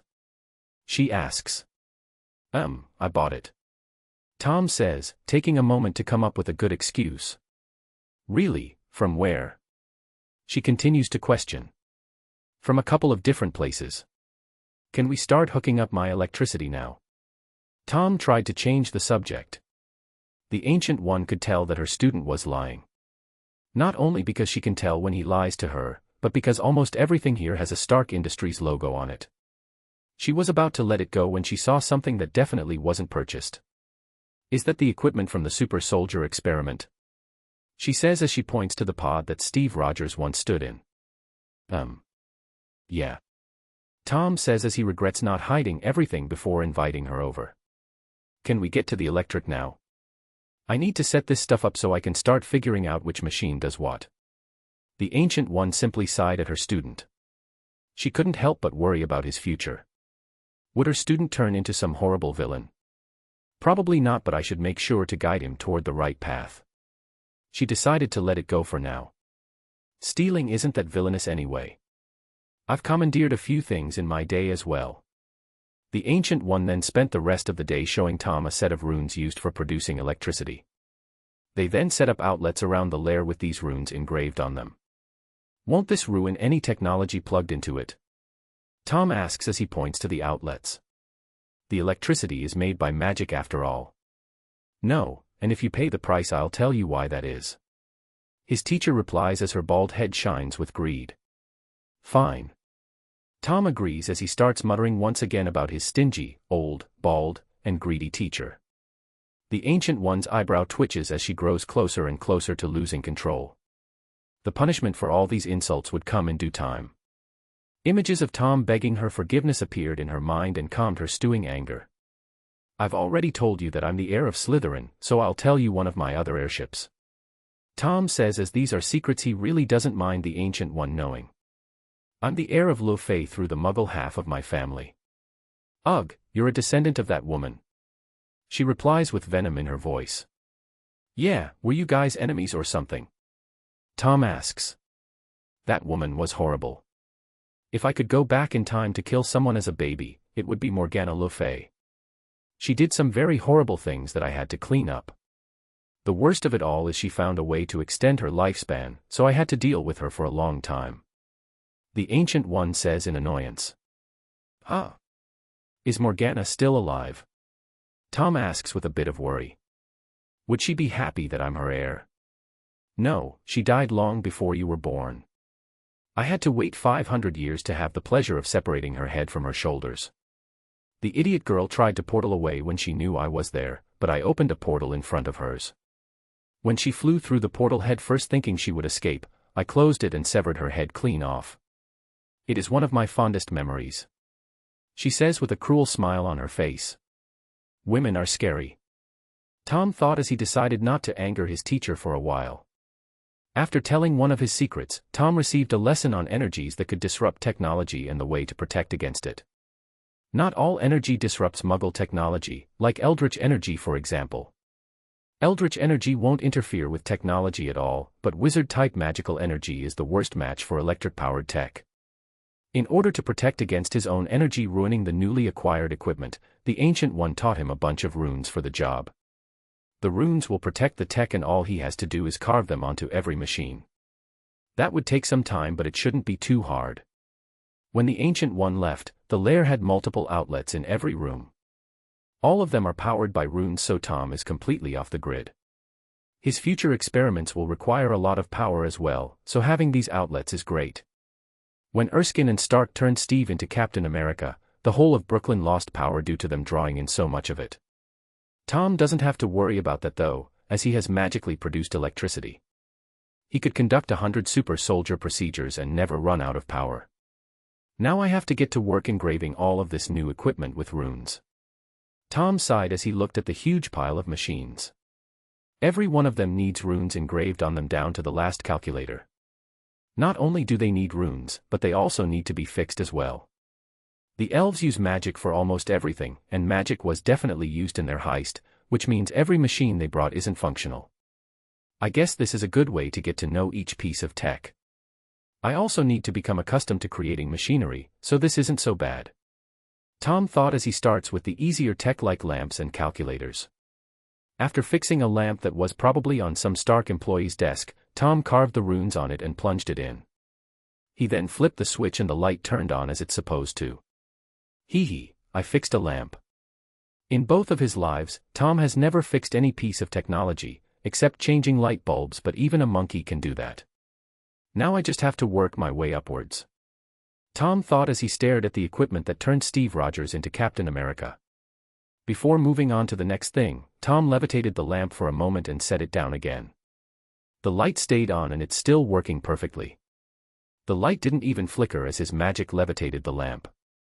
Good, now I don't have to worry about my tech malfunctioning. Tom thought happily. Tom then grabs another lamp and gets to work. Soon he would work his way up to higher level stuff, but for now, it's baby steps until he gets there. While Tom was working on the equipment in his super secret lair, the golden analysis runes circling the Gaunt air ring froze in place midair. They would stay this way until Tom's return. Chapter 75, see 75. Back to Hogwarts. Tom didn't even put a dent in the large pile of equipment. He spent the whole day just fixing the low-level stuff. Although, working with Muggle technology is giving him more confidence in himself. Before working on the lamps and stuff, he had zero confidence that he could actually build something. Now he is starting to pick up on what goes where and how everything works. He still has a layman's skill when it comes to these things, but he will work his way up until he could rival any Stark. When Tom returned to his room in Camartage, he was about to get in bed and pass out, but then he saw the runes above the Gaunt air ring. They stopped moving and froze hovering above the ring. This is the sign that it's finished analyzing the ring. Tom takes a piece of paper from his desk and touches it to the floating runes. The runes soak into the paper and writing begins to appear. When the last of the writing appears on the paper, the golden runes that once hovered over the ring disappeared. Tom reads over the paper and thanks whatever gods are in this universe that he didn't place this ring on his finger. The ring was filled with curses that would be placed on someone not of pure blood. Things like causing his skin to rot to other things like erectile dysfunction. The ring is filled with horrible curses and Tom will never place it on his finger. At least not until he can find a way to remove the curses. Tom doesn't know how to remove the curses yet, so he closes the ring inside its box and sets it as far away from him as possible. He then does his normal magic drain, which is getting harder and harder because of how much magic he now has, and gets to sleep. The second his head touched the pillow, Tom passes out due to exhaustion. The next day, Tom returned the ring to Gringotts along with a list of all the curses on it. He didn't want Luck to stupidly touch the ring and get cursed. He'll come and get the ring when he knows how to remove the curses. This summer has been one of the more busy times of Tom's life. He actually found himself looking forward to the calm time he will spend in Hogwarts once summer ends. At the end of summer, Tom received yet another report of Captain America. He's still touring the US and filling Uncle Sam's vault for the big war. At this point, even the elves could see that Steve was getting fed up with peddling war bonds. The man is a super soldier that never got to see the war. He only appears in shows still because he feels as though he's helping fund the war, which he definitely is. Captain America is the biggest celebrity in the United States at the moment. He's handsome, strong, and portrayed as a superhero even when he isn't. Well, he will be very soon. The American people needed a figure to look up to in this time of war, and the good captain filled that role perfectly. One thing that did catch Tom's eye is the news of Captain America scheduling a Christmas show for the American soldiers stationed in Italy. It would be his first show that wasn't for normal civilians. This should be his last show. Tom thought as he recalled the movie. Bucky should be captured and he goes to save him. It's good that it will happen over Christmas break. Maybe I'll lend a helping hand and introduce myself while I'm at it. The whole summer was spent studying and repairing the stolen Stark tech. As he moved higher and higher up the ladder of machinery, the speed at which he could repair them slowed considerably. He was still making headway, but he needed to know how the machine worked before fixing it, so most of his time is now spent taking apart things and studying them. After he studied them enough, Tom would then get working on fixing it and putting it back together with the runes engraved. On the train ride to Hogwarts, Tom sat in a compartment with Druella and Charles. They talked about classes and whatever they did over the summer. Of course, Tom would lie as he can't say any of the things he did. As the train took off, a knock could be heard at the door. "Come in." Charles calls and the door swings open. On the other side of the door is what looks like a young Minerva McGonagall. She hesitantly enters the compartment and greets everyone. "Hello, I'm Minerva. Would you mind if I joined you?" She asks in her Scottish accent, surveying the room for any disagreements. "Sure, we don't mind, do we?" Tom says, and neither of his companions disagrees. "I'm Tom Riddle and these are my friends Druella Rosier." He then motions to Druella. "And the gallant Charles Potter." Next he motions toward Charles, who scoffs at him. "Gallant?" Charles asks. "All heroes are gallant, aren't they? You are a Gryffindor, after all. Would you rather I called you something else? Maybe rash or pig-headed?" Tom asks with a teasing grin. "No, gallant is good." Charles answers with a nod of his head as he ignores Tom's teasing. The rest of the ride was spent integrating Minerva into the group.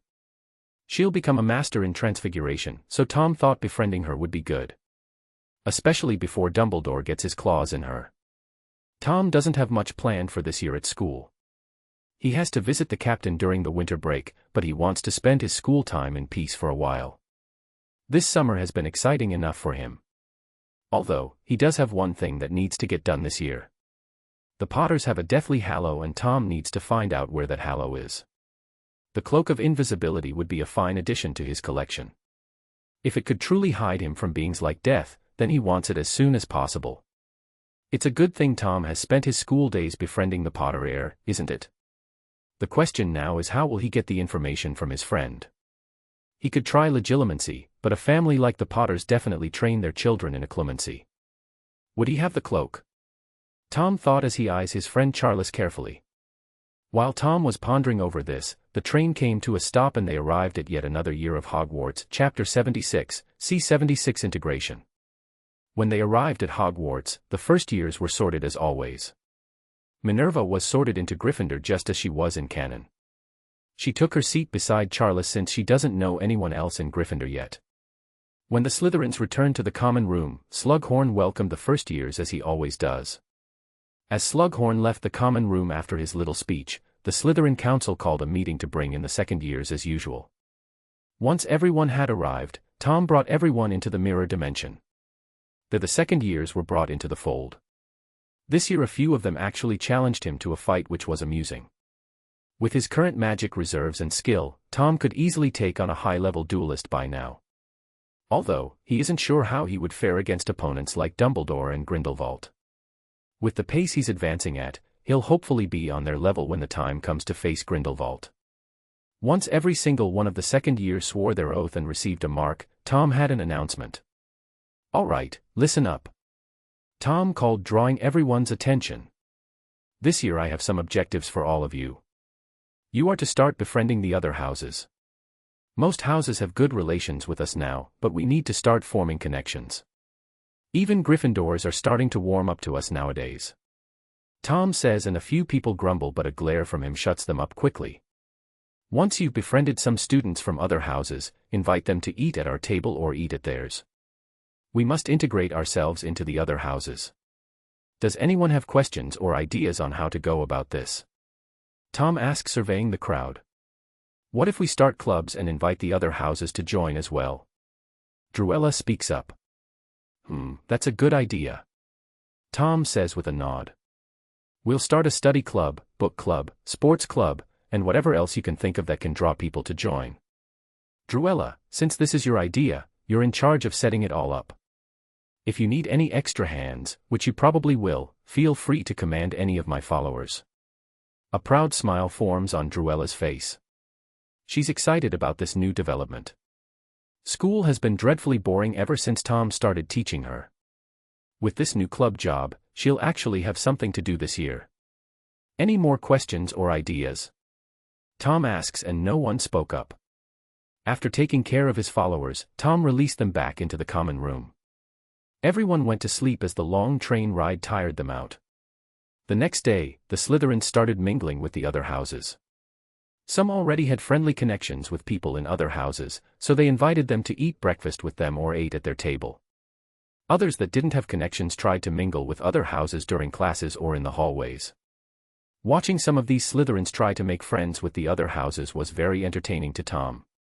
This is Tom's 5th year, which means he has to take the ordinary wizarding level, OWL, exams to determine whether he can achieve a score high enough to continue to NEWT level, nastily exhausting wizarding test, that will take place in the 7th year.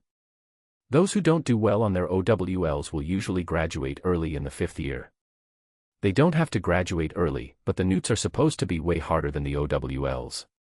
Spending 2 more years in school just to fail the NEWTs in 7th year isn't a fun experience, which is why students with low scores are encouraged to graduate early. Although, Tom doesn't have to worry about this until the end of the school year. It's not like he'll fail anyway. Throughout his 5 years at Hogwarts, Tom has been number 1 in every class. The OWLs will be nothing for him. A week into the school year, Druella and a few other students announced the forming of certain clubs. Every house was welcome to join and participate in club activities. A bunch of clubs were added to the list and Tom was impressed. Things he didn't think of, like cooking club, foreign language club, photography club, and art history club, were added to the list among others. Due to having so many clubs, Druella had to get permission from Headmaster Dippet. The headmaster had no problems with starting clubs like this, as it would promote unity between different houses. The only club that exists in Hogwarts now is the Slug Club, and Slughorn only accepts the best of the best. Dippet thought having clubs that accepted anyone would be good for the school. The castle was more than big enough to give space to each new club, so there was no problem there. The only problem was funding, which was easily solved by a generous donation from an anonymous source, which was Tom, obviously. Throughout the week of Hogwarts, Tom has been trying to find a way into the Gryffindor common room. It's about time he searched for the Cloak of Invisibility. Hopefully, Charles has it with him, or else Tom will have to start searching Potter properties. He couldn't find a secret way in, so he simply stole the password from a first-year's mind. It was easy, as the kid was a muggle born without any shields. Before performing his heist, Tom had to come up with a plan. The painting of the fat lady will log him as someone who entered, so he needs to disguise himself or he'll be caught. Tom could just wear a mask, but that will definitely tip off the painting and anyone else in the Gryffindor common room. Before doing anything, Tom opened a portal and left the school. He went to Slytherin Manor to speak to Mimsy, since he can't call her into the school. Mimsy. Tom called and Mimsy appeared with a pop. "Yes, Master," Mimsy said gleefully, as she doesn't get to see her master much when he returns to school. "Do we have any cloaks of invisibility lying around?" Tom asks, and Mimsy thinks for a moment before popping away. "Like this." Mimsy says as she appears in the room again along with a bunch of cloaks. Tom looks them over and picks one that looked good. It looks similar enough to the one in the movie, so it may work for the switch. Tom thought as he eyes the cloak. It don't have much magic left in it, but it should last a few more years.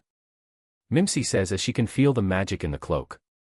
Tom puts on the cloak to test it and disappears from Mimsy's sight. Of course, she can still feel where he is as they are connected. This is perfect. Thanks, Mimsy. Tom says as he takes the cloak off and opens a portal back to Hogwarts. Chapter 77, C-77. Yoink. With a cloak in hand, Tom could start implementing his plan to enter the Gryffindor common room. First things first, Tom had to find out if Charles had the cloak in the first place. The best way to do that is going into the astral plane and having a look in his room. After classes the next day, Tom went to his room, left his physical body, and entered his astral form. He entered the Gryffindor common room by phasing through the door and went looking for the dorm room Charles sleeps in. Each room is shared by 4 to 6 students as Gryffindors share rooms. When Tom found the room, he started looking through Charles' stuff.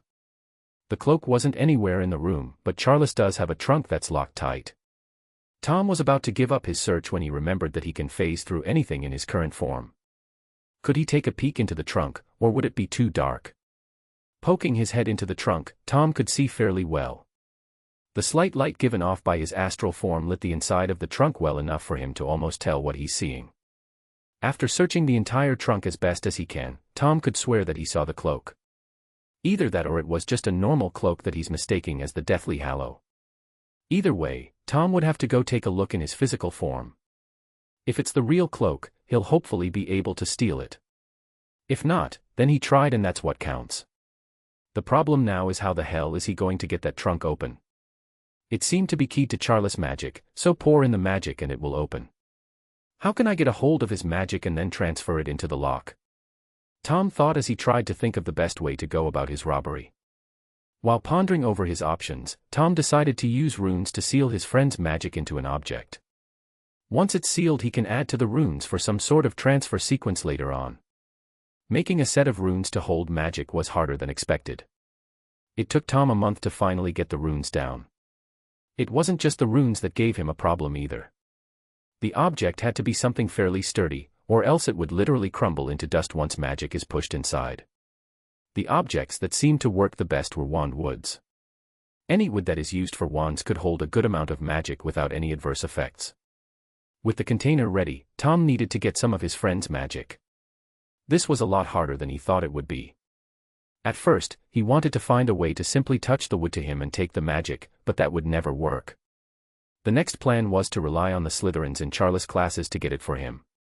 Tom handed a piece of wood with the runes engraved on it to specific Slytherins and ordered them to stick it to the bottom of Potter's desk in each class. The storage blocks would collect leftover magic in the air. Charles would have to use magic for the practical portions of his classes and the blocks would absorb anything left over.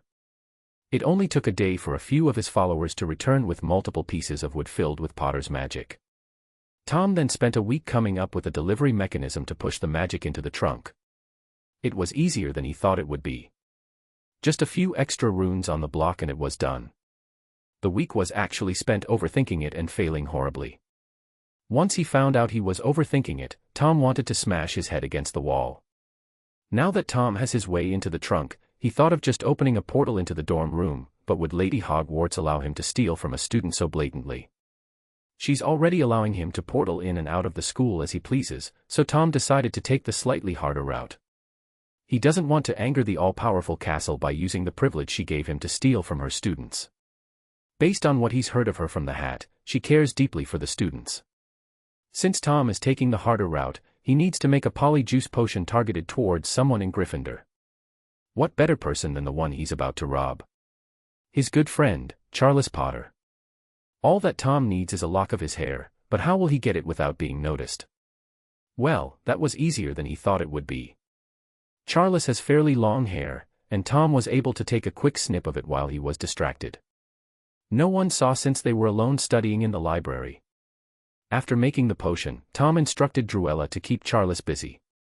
It's dinner time, so she should have an easy job. Once he knew she had him distracted, Tom drank the polyjuice potion and headed for the Gryffindor common room. He used the password and strolled right in without any problems. When he arrived in the dorm room, Tom went straight for the trunk and held the block up to the key area. Activating the block, it glowed for a moment and the locks on the trunk popped open. Fishing through the trunk, Tom found the cloak, and as he hoped, it seems to be the right one. He then switched the real cloak with the fake, closed and locked the trunk, and strolled out as if nothing happened. When he was about to open the door and leave the common room, he received a message through the mark from Druella. Charles is on his way to his room. He said he needs to check on something. I tried to stall, but he just ran off. F***CK. Tom thought as he draped the cloak over himself and waited by the Gryffindor common room exit. When the door opened and Charles came walking in, Tom slipped through the door before it could close all the way. Outside the common room, Tom could see the fat lady portrait looking confused. Didn't Charles just enter a moment ago? She thought as she rubbed her eyes for a moment. Tom didn't bother sticking around and ran to his room. Once there, he opened a portal to Camartage and started analyzing the cloak beside the resurrection stone. 2 down and 1 to go. Creators THOUGHTS Chapter 78, C78 to war with the cloak and the stone both being analyzed, Tom returned to school as if nothing happened. Tom spent the rest of his free time before Christmas break working on Project Gilgamesh. He would practice conjuring eldritch weapons and tried moving them away from him, but no matter how much he practiced he always failed. The second that an eldritch weapon left his grasp, it would disappear as if it were never there. Like this, classes passed quickly and Christmas break arrived. Tom took the train back with Druella as always. When they arrived at King's Cross Station, Tom turned to Druella before disembarking. "Hey, Drew." Tom calls and Druella stops before walking out of their compartment. "What?" she asks. "Do you want to go to Italy with me? Maybe fight some Nazis?" Tom asks and Druella looks at him with a shocked expression. "Are you crazy? What if we run into Grindelwald? Do you want to die?" Druella starts berating Tom with a worried expression. "Look, if we run into Grindelwald, we retreat as fast as we can. I don't necessarily need you to come with me, but I have some business to take care of. You can come along if you want to." Tom says and Druella lets out a sigh. "You're going whether I come along or not, aren't you?" she says as she stares at him in annoyance. "Yeah, pretty much," Tom states with a smile on his face. "Then I guess it's decided already, isn't it? Are we leaving now?" she says with a smile to match Tom's. "No, I have to get some things ready before we venture into the war zone. Go home and I'll come to get you when we're leaving," Tom says and opens a portal in the compartment. "See you soon." *I**Yeah, see you in a bit. Druella replies as the portal closes behind Tom, leaving her alone in the compartment. When she knew Tom was gone, the smile dropped from Druella's face. She couldn't help but worry about their trip to Italy, but that doesn't mean she will back down. Tom may be her lord now, but he's also her friend. She won't leave him to go into a war zone alone. Tom's already been notified by his trust elf Mimsy that Captain America has arrived in Italy. The show will begin tomorrow, so Tom won't pick Druella up until then. Before heading out to a war zone, Tom had a few things to get prepared for. 1. He didn't wear his vaulting boots in Hogwarts. He didn't want anyone to discover the boots' magical nature. If that were to happen, people would ask questions and that would be annoying. Other than the boots, Tom will obviously be taking the snake totem necklace with him. That's something he always wears, even in Hogwarts. It can be easily hidden under his robes, and he feels sort of empty when he doesn't have the totem. Kind of like a piece of him is missing. After packing the normal essentials away in his shrinkable trunk, Tom started searching for anything in Camartage that could lend him a hand during a fight.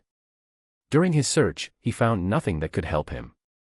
He was hoping to find some sort of weapon, but nothing could be found. It's not like a relic would just randomly accept him out of nowhere. He does pack a few of the invisibility cloaks from Slytherin Manor that were left over. They could come in handy in a pinch. Before leaving on the next day, Tom decided to go and speak to the Ancient One. He found her in her room early in the morning reading her novels and eating snacks. "What troubles your mind, Thomas?" she says as she continues reading her book. "I'm leaving tomorrow. Going to Italy," Tom says with a stoic face as he sits across from his teacher. Ah, you wouldn't be going to see Captain America again, would you? She says as she already knows Steve is there. You make it sound like I'm sneaking off to see my boyfriend. Tom replies with a fake pout. So you are going to see the captain? Are you sure you're ready? War isn't as great as you may think it is. Especially this one. The Ancient One says as she looks up at Tom and away from her book. Yeah, I have to start venturing out of the nest at some point. Tom says with a small smile. I'm surprised you aren't lecturing me on timelines or something. I believe in my student. He may be a troublemaker, but he'll do what's right. She says as she gets back to reading. Hee, who knew you thought so highly of me? Tom says as he sits a bit straighter with his chest pushed out in pride. Who said I was talking about you? Now get out so I can read in peace. She says as she shoos Tom out of her quarters. Love you too, teacher. Tom smiles as he can tell she's worried for him. She can't see his future, so anything could happen. The Ancient One would never know if he died on his trip in Italy. As Tom is leaving the room, the Ancient One peeks her head above her book. Don't get yourself killed or I'll bring you back and kill you myself. She yells as Tom leaves and closed the door behind him. Tom opened a portal and walked straight into Rosier Manor as if he owned the place. When he arrived, Lord and Lady Rosier seemed to be out. Drew, you ready to go? Tom calls and Druella comes down the stairs dressed differently than usual. Huh? Tom says as he sees Druella in Muggle clothing. She's wearing black jeans, a white button-up shirt, and tall black boots without a high heel. Tom starts to notice her curves that were once hidden by wizarding robes. What? I'm not allowed to like Muggle clothing styles. Besides, it's way more practical to wear during a fight. She says and Tom can't help but agree. True, do you have everything you need? Tom asks as she isn't carrying anything. Yeah, everything is inside my trunk. She says and points to the pendant on her necklace. Good, let's go then. Mimsy. Tom calls. Pop. Master ready time go. Mimsy asks as she appears. Yeah, take us to a secluded spot close to the captain. Tom says and Druella looks confused. We're meeting a captain. She asks with a questioning gaze. You'll see when we get there. Tom answers as Mimsy pops them away. LL3 of them appear at the military camp in Italy. Before doing anything, Tom casts a notice me not on him and Druella. Thanks, Mimsy. You can return to whatever you were doing before. Tom says and Mimsy pops away. When Tom was about to start looking for Captain America, he could hear the sounds of a crowd mocking someone. Following the sound, they saw where it came from. Bring back the girls. Soldiers start chanting. I think they only know the one song. But let me. I'll see what I can do. Captain America says slightly flustered from a stage surrounded by soldiers. You do that, sweetheart. A soldier in the crowd yells. When Tom saw Steve, he couldn't help but feel bad for the guy. At least he's trying his best. Creators THOUGHTS Chapter 79, C79 Introductions, Nice Boots, Tinker Bell. Someone from the crowd jeered at Steve. The crowd of soldiers laugh and take out all their frustrations on poor Captain America. Come on, guys. We're all on the same team here. Steve tries to calm the crowd of soldiers. As this was happening, Tom and Druella made their way to the stage. They stayed close enough to watch the show and keep track of Steve's location. Hey, Captain. Sign this. A soldier turns around and pulls his pants down showing his bare *SS. The crowd starts laughing and throwing things at poor Steve. Up on stage in spandex getting ridiculed. This truly isn't his day. These muggles are disgusting. Druella says through the mark. Well, they are fighting a very taxing war. This is just them getting their frustrations out. Tom replies as he watches Captain America retreat backstage. Bring back the girls. The crowd starts chanting again. The showgirls then come out and start dancing for the soldiers. The crowd's mood immediately turns a 180 and they all start cheering the girls on. As the show ended and the soldiers cleared out, Steve Rogers could be seen sitting on the edge of the stage sadly watching the soldiers walk by. He wished more than anything that he could join the war with them. That was pretty rough to watch. Tom says as he sits down next to Steve. Huh. Steve suddenly becomes alert. He didn't hear anyone walking up to him, and that hasn't happened in a while. Ever since he became a super soldier, Steve's senses could pick up on anything. You with the Brits? Steve asks as he looks at the guy sitting next to him. He looks a bit young to be a soldier. Something like that. Tom says, and he wasn't lying. So, is this all you want to be, Steve? What are you talking about? Steve replies with a confused expression.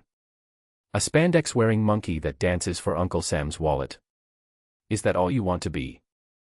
You know, you could end this war if you put your mind to it. Tom asks. Who are you? Steve asks as he clenches his fists in anger. Just a friend that came here to give you a wake-up call and maybe help in the fight to come. Tom says as he gets up and walks off stage.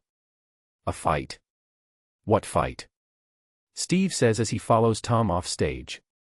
Hey, I'm talking to you. See you soon, Captain. Tom says and disappears from Steve's sight. Steve freezes and stares at the spot Tom disappeared. He had no idea what just happened. Hello, Steve. What are you looking at? Peggy arrives and breaks Steve from his stupor.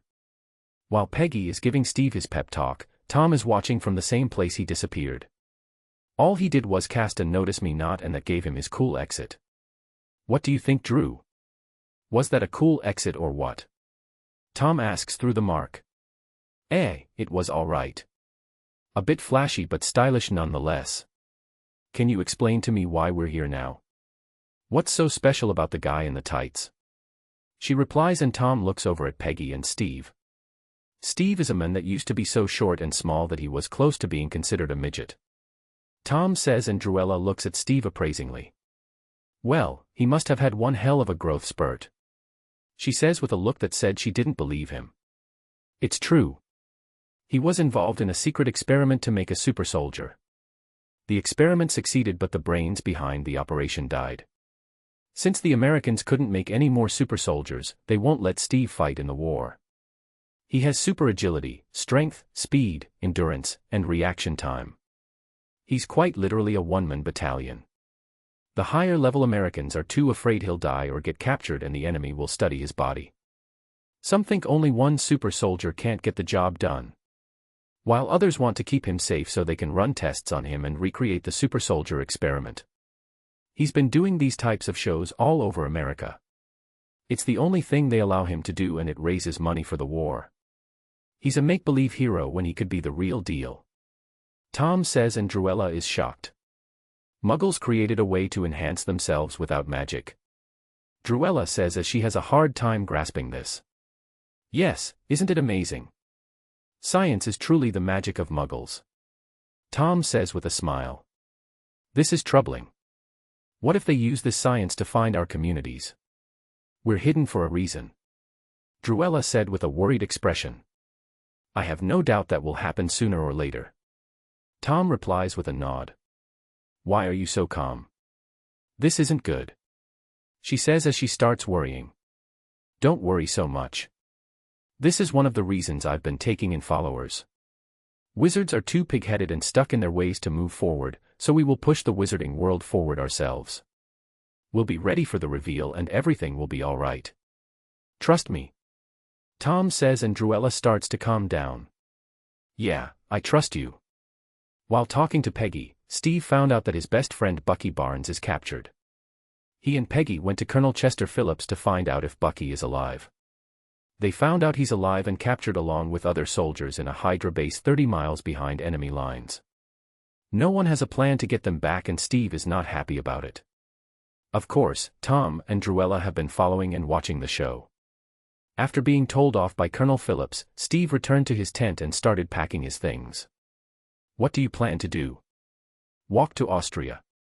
Peggy asks as she watches Steve frantically pack. If that's what it takes, yes. Steve replies as he packs. You heard Phillips, your friend is most likely dead. Peggy tries to discourage him from going. You don't know that for sure. Steve says as he continues packing. Even so, he's devising a strategy. If he detects. She starts and Steve interrupts her. By the time he's done that, it could be too late. You told me you thought I was meant for more than this. Did you mean it? Steve stops packing and looks straight into Peggy's eyes. Every word. She replies. Then you gotta let me go, Peggy. Steve says as he finished packing and throws his bag over his shoulder. This doesn't change the fact that you have no way of getting there. Besides walking, of course, which will take time. That's time that your friend may not have. Peggy says and Steve stops and looks at her. Then I'll run. He replies. There's no need for that. I'll give you a lift to Austria. I did say I would help in the fight to come, didn't I? Tom announces his presence as he and Druella sit next to each other on the bed in Steve's tent. Both of them completely visible to Steve and Peggy. The second Peggy hears someone else in the room, her training kicks in and she pulls her pistol. Who are you and how did you get here?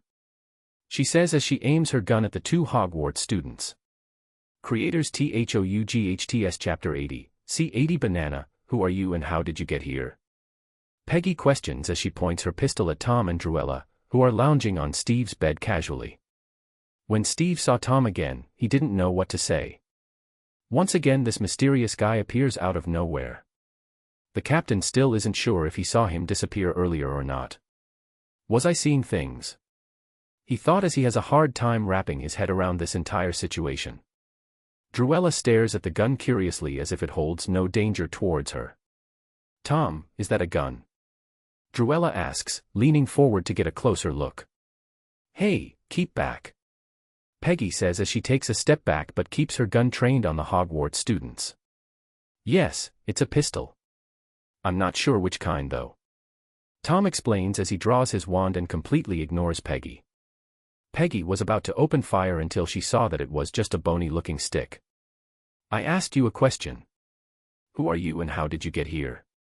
Peggy asks again but they continue to ignore her. My father talks about guns sometimes. He calls them Muggle trinkets. Druella says as she scoffs at the pistol that could very well kill her. Well, then he doesn't understand guns. They are fairly dangerous since they shoot little metal bullets out of them at extremely high speeds. If you don't put up a shield in time, you'll most likely die depending on the severity of the wounds. Tom says as he waves his wand and discreetly uses some magic. Listen to your boyfriend. I could easily kill you with this, so start talking. Peggy says menacingly. You can kill me with a banana. Druella scoffs and blushes slightly at Peggy's assumption. Banana. Peggy says as she grasps a bright yellow banana where her gun once was. While Peggy is staring at the banana in her hand with shock written all over her face, Tom turns to Steve who is just as confused as Peggy. Would you like me to take you to Austria or do you prefer to run as you said? You do have a friend to save after all. Tom says as he taps his wand against his knee. Hearing about Bucky breaks Steve from his confused shock. If you can get me there, I'd be very grateful. Steve decided to save questions for after Bucky is safe. Although Steve didn't know what was happening anymore, he knew that his friend is in trouble. If this mysterious magician will help, then Steve will have to accept. Very well. Let me find out the location and I'll pick you up here in let's say, half an hour. Make sure you have everything ready by then. Tom says and turns his attention to Peggy, who is still staring at the banana in her hand. Her as well if she's planning on tagging along. After saying that, Tom waves his wand and they disappear from Steve and Peggy's sight. Who the hell was that? Peggy exclaims as she has no idea what happened. A friend. I think. Tom once again used to notice me not to disappear along with Druella. They then left the tent and called for Mimsy in a secluded area. Yes, master. The elf asks as she appears with a pop. Go rummage through Colonel Phillips' papers and find the location of the Hydra base where the 107th is being held captive. Tom commands and she pops away with a happy smile. Why are we helping these people? Druella asks with a confused expression. What, I can't help muggles out of the goodness of my heart. Tom gives her a small smirk. No, you are a kind person, but not kind enough to fight a war for no reason. Druella says. True, but you'll have to wait and see, won't you? Tom teases, causing Druella to glare at him. When Mimsy returned with the location, Tom had her send some elves to scout the area. Once they returned after scouting, they took Tom to a secluded area near the base. The place was swarming with guards, and all of them have futuristic-looking guns that glow in blue light. Those must be the weapons made with the tesseract. Tom looked at the cool laser guns longingly for a moment. All right, take me back to Druella. Tom orders, and the elves popped him back. Is your friend coming soon or what? Peggy says as she paces in Steve's tent with a banana still clasped in her hand. He said he'd be here in a half an hour. Steve said as he paces as well. His friend is in danger and he's starting to think about running to Austria. Well, that was 31 minutes ago. He's late. Peggy says as she stops pacing. Yes, I am. Sorry for being tardy. Tom says and jump scares Peggy. How do you do that? She questions. Not important. Are you ready to go? Tom says as he stands from the bed. Yes, how are we getting there? Steve asks with a hopeful expression. Magic. Tom replies plainly and points at Peggy. Is she coming along as well? She has a name and it's Peggy. Of course, I'm coming. She says with a bit of annoyance. Ah, then you'll need your gun back. Tom waves his wand and the banana turns back into a pistol. Before anyone could react to the gun changing back, Tom waved his hand and a portal appeared in the tent. Follow along, everyone. Tom says as he walks through the portal with Druella close behind him. Steve and Peggy stare at the hole that just appeared in front of them. On the other side is a lush forest with Tom and Druella waiting for them. Let's go, I don't have all day and maybe neither does Bucky. Tom mutters the last part, but Steve's super senses picked it up. He decided to go with his plan of ignoring the magician and steps through the portal. When Bucky and all those other soldiers are safe, he'll start figuring out what the hell is going on. As he steps through, a look of awe and wonder graces his face. Seeing that Steve passed through the hole, Peggy followed after with the same look as him. They just traveled through space and maybe time. They have no idea. Since you decided to accept my help, I should give you some information before you head inside. Tom says as he explains the laser weapons that every Hydra soldier in the base possesses. You're telling me they're all packing laser guns? Steve says unbelievably. I just brought you here through a portal and somehow you draw the line at lasers. Tom says and Steve scratches the back of his head. Well, I'm just choosing to ignore all of that for now. Steve says as he looks to the huge Hydra base positioned between two mountains. Good luck then. We'll intervene if you need help. Tom says with a wave. Bye. Good luck and don't die. Druella adds. Wait, you aren't coming. Peggy asks, but Tom and Druella have already disappeared again. I'm starting to hate when they do that. That makes two of us. Chapter 81, C-81 Rescue Mission, 1. Inside the Hydra base. As you can see, production of the Valkyrie is progressing on schedule, even with components of this size. Dr. Arnim Zola says as he reports to Red Skull. The Valkyrie is an advanced bomber plane that Zola has been working on for Hydra. The Valkyrie is a major part of Red Skull's plan for world domination. The plan for world domination culminated with the construction of the first of many super bombers, the Valkyrie, a plane that adapted characteristics of both prop planes and stealth bombers. When it's finished, the Valkyrie would be equipped to launch suicide drone bombs, which double as auxiliary propellers. Its main propulsion is a pair of jet engines, located on the sides of the main console and hangar area. Increase the output by 60% and see to it our other facilities do the same. Red Skull says casually as he looks over the report. But the prisoners, I'm not sure they have the strength to work for so long.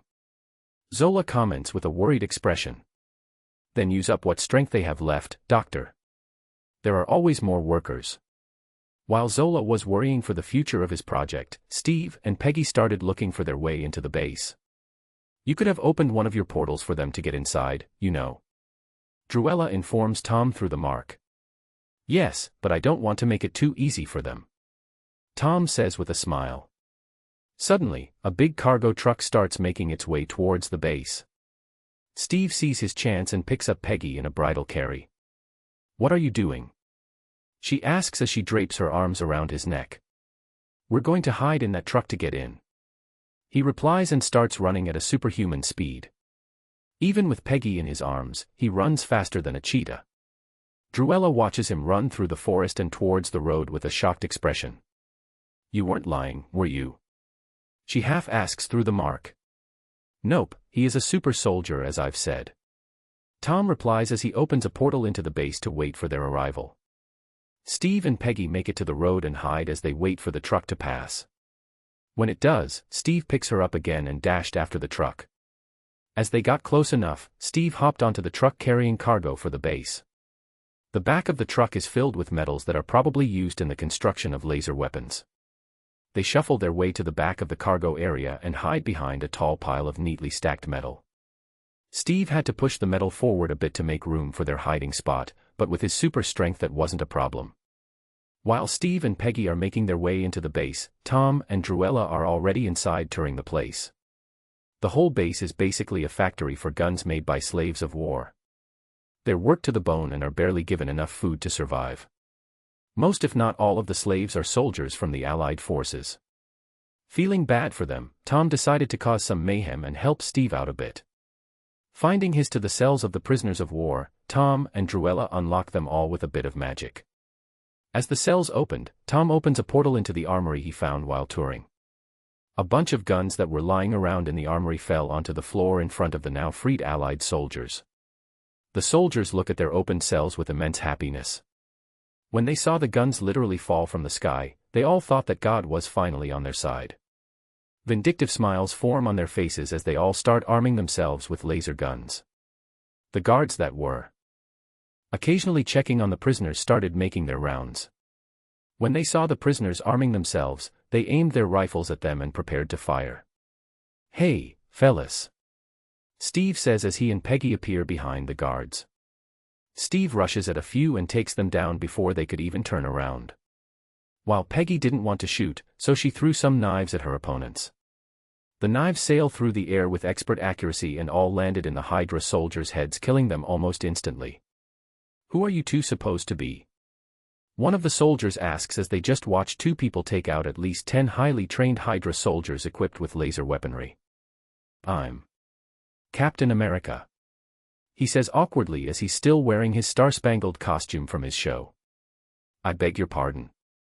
another soldier asks unbelievably as every soldier continues to arm themselves. "This doesn't matter right now. Is there a Sergeant James Barnes with you guys?" Peggy asks as she's getting tired of this hectic day. "Why are you looking for Barnes?" a soldier asked. "He's my friend. We enlisted together," Captain America says. "He was taken to the isolation ward in the factory, but no one's ever come back from that place." "All right. The tree line is northwest, 80 yards past the gate. Get out fast and give the Nazi bastards hell. I'll meet you guys in the clearing with anybody else I find," Steve says and starts to walk away. "Wait. You know what you're doing?" one of the soldiers calls out. "Yeah, I've knocked out Adolf Hitler over 200 times." Steve yells and he and Peggy start making their way towards the factory. "What? Do you guys think it was him that unlocked the doors and brought the guns?" a soldier asks. "No, the cells need keys and the guns appeared out of nowhere. That guy was strong, but I don't think he can do that. This doesn't matter. Let's go and give these Nazi bastards hell," a soldier exclaims as he holds his laser gun up. Chapter 82, C-82 Rescue Mission, 2. While the counter started going down, Red Skull secures the tesseract. Zola packs the blueprints of his designs, especially the Valkyrie. As they make their way through the factory, they're spotted by Captain America. Steve and Peggy see them in a corridor passing by but hesitates to chase when they hear someone calling out, "Sergeant 32557. A raspy voice mutters. After searching for the voice, Steve and Peggy find Bucky Barnes strapped to a chair in one of Schmidt's testing labs. "Bucky. Oh, my God," Steve exclaims as he rushes to unstrap Bucky from the chair. "Is that?" Bucky mutters as he hazily eyes Steve. "It's me. It's Steve," he says as Peggy catches up. "Steve. Buck asks unbelievably. Come on. Steve helps Bucky to his feet. Steve, is that really you? Bucky asks as he starts to break out of his stupor. Yeah, I thought you were dead. Steve says, happy to see his friend alive. Well, I thought you were smaller. When Steve first saw Zola and Red Skull, Tom and Druella were following them. Tom saw the tesseract in Red Skull's hands and was unsure whether to take it or not. If he takes it now, the story would change and he will have to deal with that. Although with this being a combined world of MCU and Harry Potter, the story may turn out differently anyway. Letting the tesseract go now may be a very bad move. *CK it, Tom thought as he and Druella break off from Steve and Peggy and start tailing Red Skull and Zola. As Tom does his best to catch up with Zola and Red Skull, Druella keeps pace behind him. She could tell that Tom wants something they have. He was nonchalant throughout this entire thing. Only when he saw the red-faced man did he become serious and start chasing after them. While chasing after Zola and Red Skull, the factory has already started exploding. The building shook with every explosion as the fire was spreading everywhere. Parts of the building began to crumble away and Tom knew they had to leave soon. When they caught up to Red Skull and Zola, a showdown had already begun between them and Captain America's group. Each group is standing across one another on a catwalk in the factory. Steve's group on one side and Red Skull's on the other. Tom and Druella are behind Red Skull and Zola on their side. Captain America. How exciting. I'm a great fan of your films. It seems Dr. Erskine managed it after all. Not exactly an improvement, but still impressive. Red Skull taunts, causing Steve to punch him hard in the face. The punch could easily knock the head off of a normal man, but Red Skull is no normal man. He merely staggered for a moment and smirked at Captain America. You've got no idea. Steve replies. Haven't I? Red Skull goes to hit Steve back, but the captain protects himself with his prop shield from his show. The shield does its job, but the metal deforms as a big fist-sized dent appears. The shield may be a prop, but it's made out of genuine steel. The power behind that punch was truly monstrous.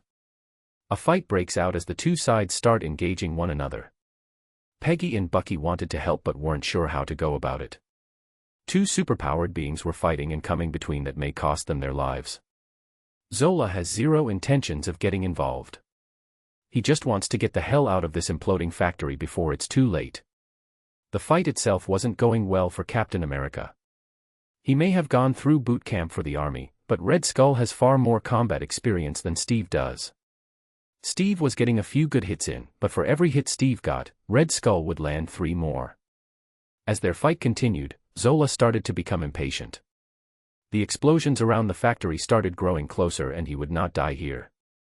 Deciding it was time to go, Zola pulls a lever and the catwalk Steve and Red Skull are fighting on retracts to either side, separating them. No matter what lies Erskine told you, you see I was his greatest success. Red Skull says as gestures to his red face. Wait, that face is because of the same experiment Steve went through. You don't have one of those, do you? Bucky asks his friend with genuine worry in his voice as he looks to see if Steve is wearing a mask. You are deluded, Captain. You pretend to be a simple soldier, but in reality, you are just afraid to admit that we have left humanity behind. Unlike you, I embrace it proudly. Without fear. Red Skull shouts as he and Zola start walking away. Then why are you running? Steve shouts back as they leave the area. Seeing that the building is coming down around them, Steve, Peggy, and Bucky decide to let them go and escape as well. Soon this building won't be standing, and if they're still inside that won't be good. Tom and Druella continue to follow Zola and Red Skull. They made their way up some stairs and Zola starts getting winded. Sir? Are we going to the roof? Zola asks as he huffs for air. Red Skull doesn't answer as he pushes a door open, revealing a one-man plane. They walk up to the plane and Zola sees it only has one seat. What about me? Where will I sit? Zola asks in worry as he wipes the sweat from his brow. Red Skull turns and throws his car keys at Zola. Not a scratch, Doctor. Not a single scratch. Red Skull says menacingly as he points to the beast of a car parked beside the plane. The car looked like a mix of the Mercedes-Benz 540K, the Mercedes-Benz W31 Type G4, and the Bentley Mark V. When Tom saw it, he said to himself that he would be commandeering it sooner or later. Zola wastes no time climbing into the car with all of his blueprints and driving off as fast as he can. When Zola was driving off, Red Skull went to climb into the plane, but before he could get in the cockpit, a voice called out and a blue light filled the area. Imperio. Chapter 83, C83 Omega Yoink. Imperio. Tom called the spell with his wand aimed at Red Skull's back. By the time Red Skull could react, it was too late. As the blue spell lightning hit his back, he stopped in place and froze where he stood. Don't turn around. Drop the tesseract and be on your way. Tom says, and Red Skull complies easily without seeing who is commanding him. On the inside, Red Skull felt as if he wanted to do what the voice said. No, he needed to do everything the voice said, and he loved following its orders. A small part of him was still alert though, and that part was fighting as hard as it could to disobey. He had no idea what was happening or how this voice could command him so easily. It truly terrified him. Red Skull placed the tesseract on the floor and climbs into the plane. As the plane takes off and Red Skull gets away, Tom walks up with a smirk on his face and picks up the tesseract. As he picks it up, he can't help but let out a laugh. Who knew getting an Infinity Stone would be so simple? Tom thought as he broke out into full-blown laughter. Stop laughing like that. It's creepy. Druella remarks from behind Tom. Hee hee, you would be laughing as well if you knew what this is. Tom laughs once more, creeping Druella out. What is it then? She asks with a quirked eyebrow. Boom. The sound of an explosion close by breaks Tom from his laughter and startles Druella. I'll tell you later. For now, let's get out of here. Tom says and opens a portal. As they step through the portal, they appear in the tree line outside the exploding Hydra base. As the portal closes, Tom and Druella can see the entire factory explode in flames and crumble to the ground. If they stayed any longer, they would have been in some serious danger. Looking to the side, Tom could see all the escaped soldiers gathering around Captain America and his group. Everyone seemed to be all right besides a few small injuries. Of course, some of the Allied soldiers were killed on the way out. Although, the losses were minimal as they had the element of surprise along with high-tech weapons courtesy of Tom Riddle. Steve seemed to be looking around for Tom and Druella to come and give them a lift back, but that isn't happening. Tom won't reveal himself and his magic in front of a giant group of people. Still under the Notice Me Not spell, Tom and Druella walk over to the soldiers. Tom wrote a quick note and placed it in Peggy's pocket. He would have left it with Steve, but it's doubtful those tights have pockets. The note said to walk back with a smiley face at the bottom. When Peggy would read the note, she will regret coming along to help. After giving Peggy a small tap where the note is to get her attention, Tom and Druella leave the area and open a portal to her room in Rosier Manor. When they arrive, Tom sits on the bed and just stares at the tesseract in his hands. It glows in a blue light that brightens the dark room. What is that thing? Druella asks again. Before answering, Tom throws some spells around the room to keep people out and hide their voices. When Druella saw the precautions Tom is taking, she got very serious. This house is filled with Tom's followers who have sworn an oath of loyalty. They would never betray him, yet he still takes these precautions. Whatever that thing is, it must be important. Druella thought as Tom finished securing the room. This glowing blue box isn't anything special. Tom says, confusing Druella immensely. Although, what's inside is a totally different story. He adds mysteriously. What's inside? She asks as she stares at the box. Have you ever heard of the Infinity Stones? Tom asks, knowing she probably hasn't. No, are they some sort of magical items? She asks as she's never heard of them. At the dawn of the universe, there was nothing. Then, boom. The Big Bang sent 6 elemental crystals hurtling across the newly born universe. These Infinity Stones each control an essential aspect of existence. Tom says as he can't keep his eyes off the tesseract, and neither could Druella. Big Bang. Druella asks as she's never studied science and lives in a backward society. It's the beginning of the universe as we know it, but that isn't important right now. What's important are the Infinity Stones. Tom says. So inside that thing is an Infinity Stone, right? Druella asks and Tom nods. What is an infinity stone? Before the universe began, 6 singularities existed. Sometime after the universe exploded into existence, which was the Big Bang as I've said, these singularities were formed into the 6 infinity stones by very powerful cosmic entities. Each stone represents a different aspect of the universe. Space, mind, reality, power, time, and soul. Tom explains. Cosmic entities. Like gods or something? Druella asks as she tries to wrap her head around this. Something like that. Tom nods as he studied the tesseract for a way to open it up. Alright, but what can they do? Druella asks. Anything as long as it has to do with their domain and you're powerful enough to wield them, of course. Tom says as he continues looking for a way into the tesseract. Anything. Druella repeats as she can now see why Tom was laughing so hard before. That red-faced guy didn't know what's in there, did he? Nope, he did not. Tom replies with a small smirk. Which of the stones is in there? Do you know? Druella asks in wonder and receives a nod from Tom. The space stone. Tom answers as he tries a simple unlocking spell on the tesseract, not thinking it would work. The space stone. How do you know? Druella starts talking but stops as she sees the tesseract start moving. Huh.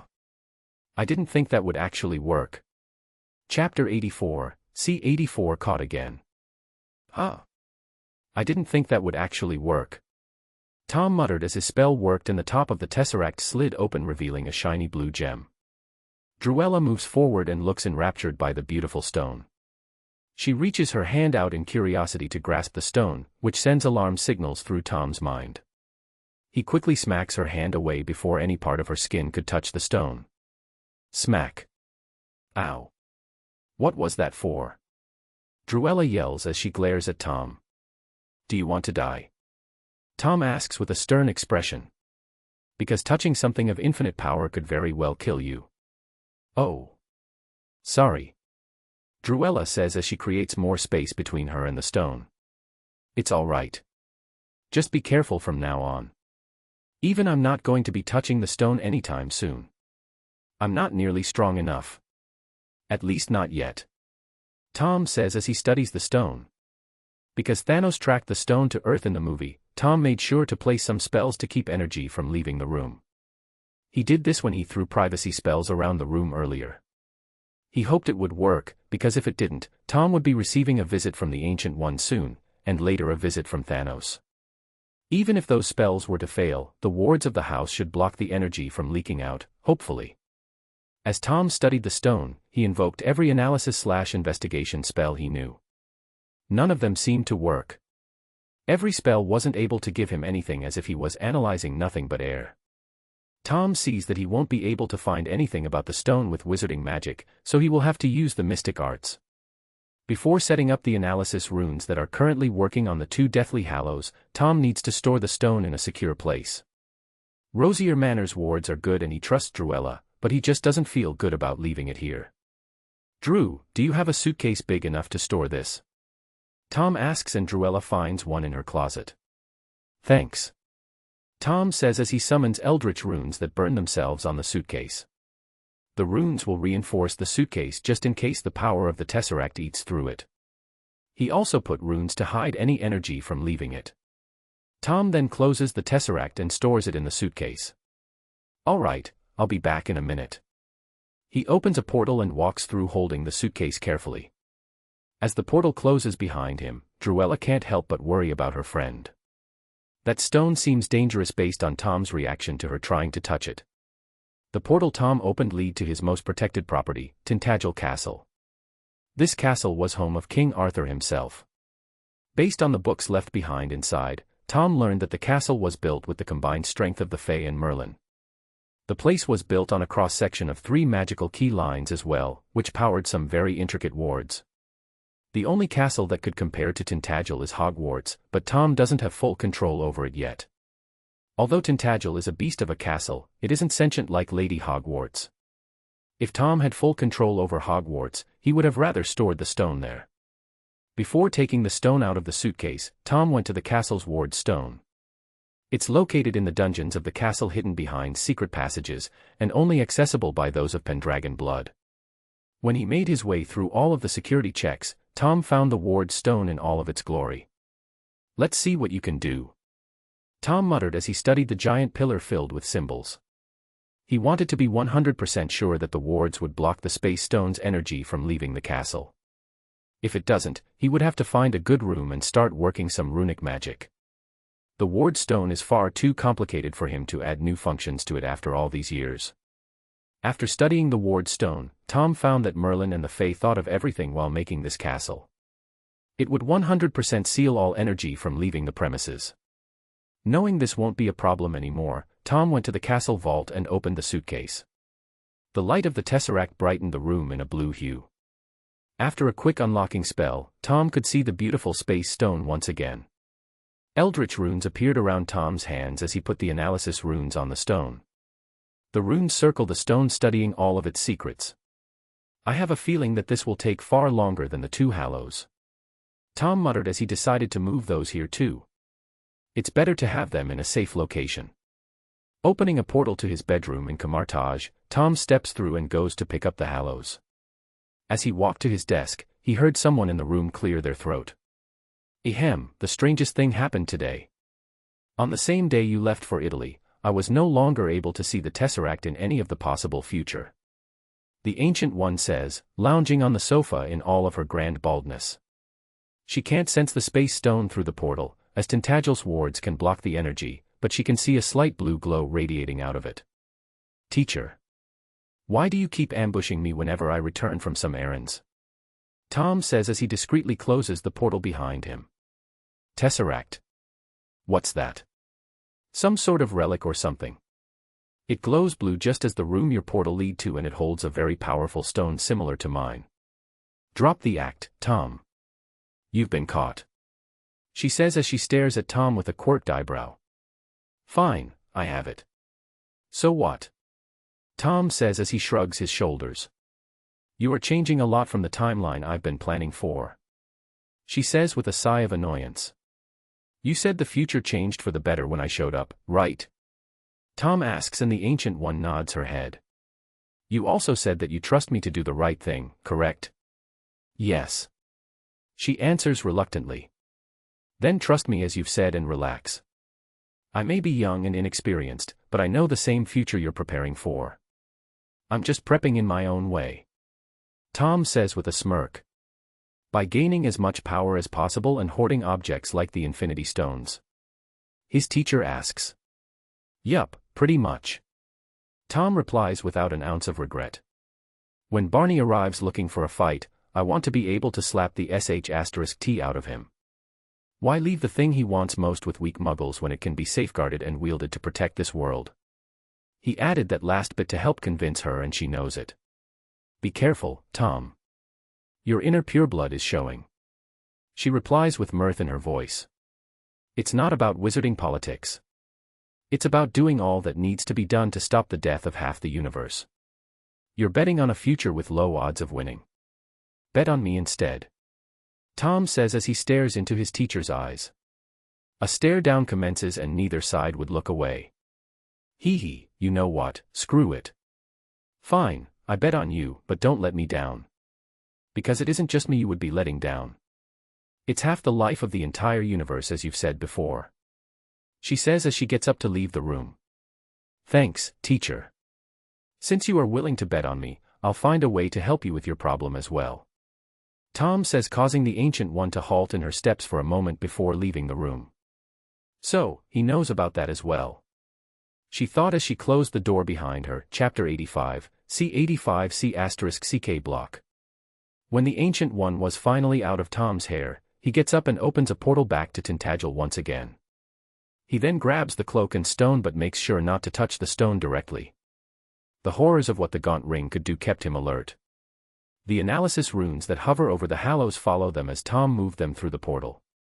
Just to be safe, Tom places the hallows across the vault away from the space stone. He doesn't think anything would happen, but it's best to be safe. Who knows what the space stone could do? When everything is secure, Tom leaves the vault and locks it tight. Runes appear on the door and glow menacingly. warning any would-be intruders of what could happen were they to ever try breaking in. With that done, Tom returns to Druella, who was waiting patiently in her room with a worried expression. "What's with the long face?" Tom says as he walks out of a portal and notices Druella's strange atmosphere. "Are you sure that stone is safe to have?" She sighs in relief when Tom returns without the stone. "No, not at all. Although, it's best I have the very dangerous stone with control over space itself, than people without a clue as to what it really is." Tom says, and Druella nods reluctantly in agreement. "Well, enough about the stone for now. It's late and Steve won't have his heroes return for a few days." Tom says, and Druella notices that it's almost morning. "I'll have my elves keep track of them and come get you when they arrive back at the camp." As Tom is about to leave, Druella grabs his arm and stops him. "You can stay here if you want," she says as a blush forms on her face as she peeks over at her bed. "Not here per se, but we have a room prepared for you." Tom stood stunned for a moment. He never expected Druella to blush like that. "Does she have a thing for me?" he thought as he stood stunned for a moment. Sure, why not, but why do you have a room for me already prepared?" he asked as he breaks from his stupor.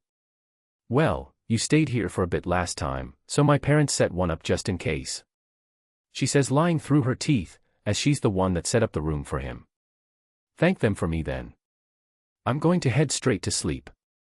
It's been a long day and I want to get some rest before the sun rises," Tom says tiredly, and Druella leads him to his room. When they get to the room, Druella opened the door and walked off quickly. As she rounded the corner leaving Tom's sight, he can't help but chuckle at her behavior. Druella is quite cute. Has she always been like this? Tom thought as he entered his room and crashed on the bed. It took the future Howling Commandos 3 days to return to the same camp that laughed Steve off stage.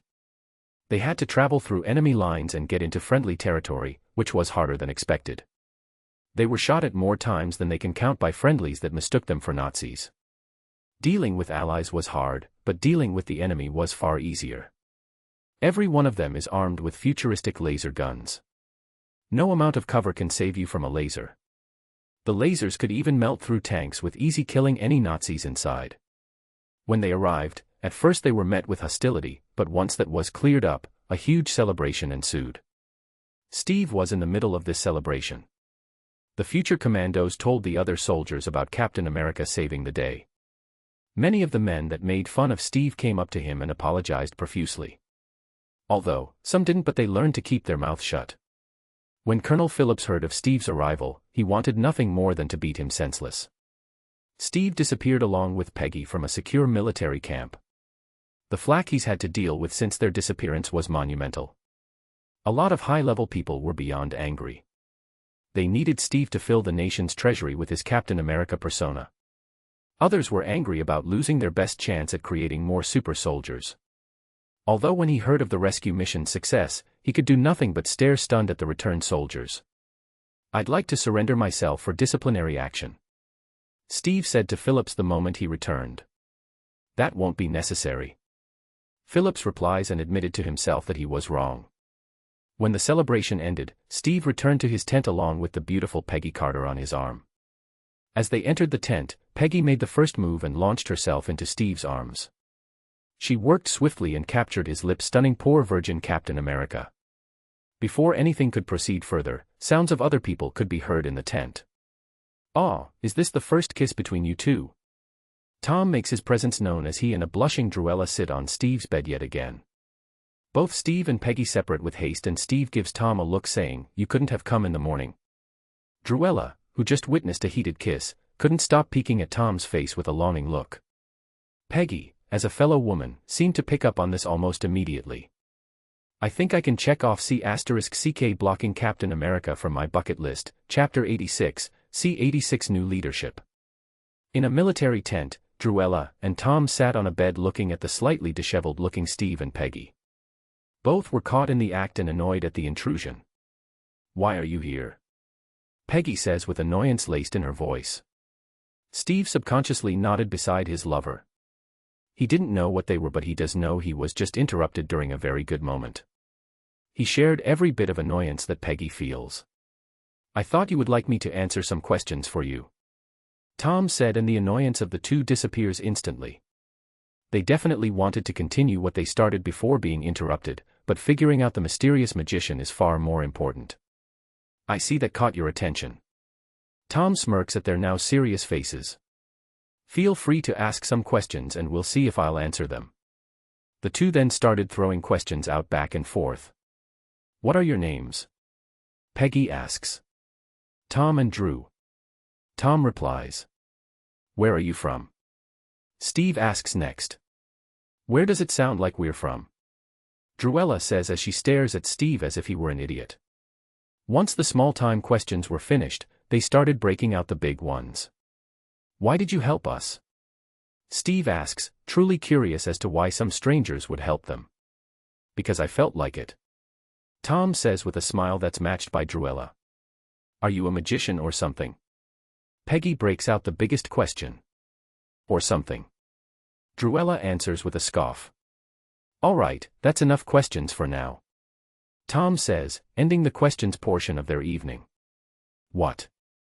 We've barely learned anything about you. You told us your names and then answered with deflections for every other question. Do you expect us to truly believe that you just helped us out of the kindness of your heart?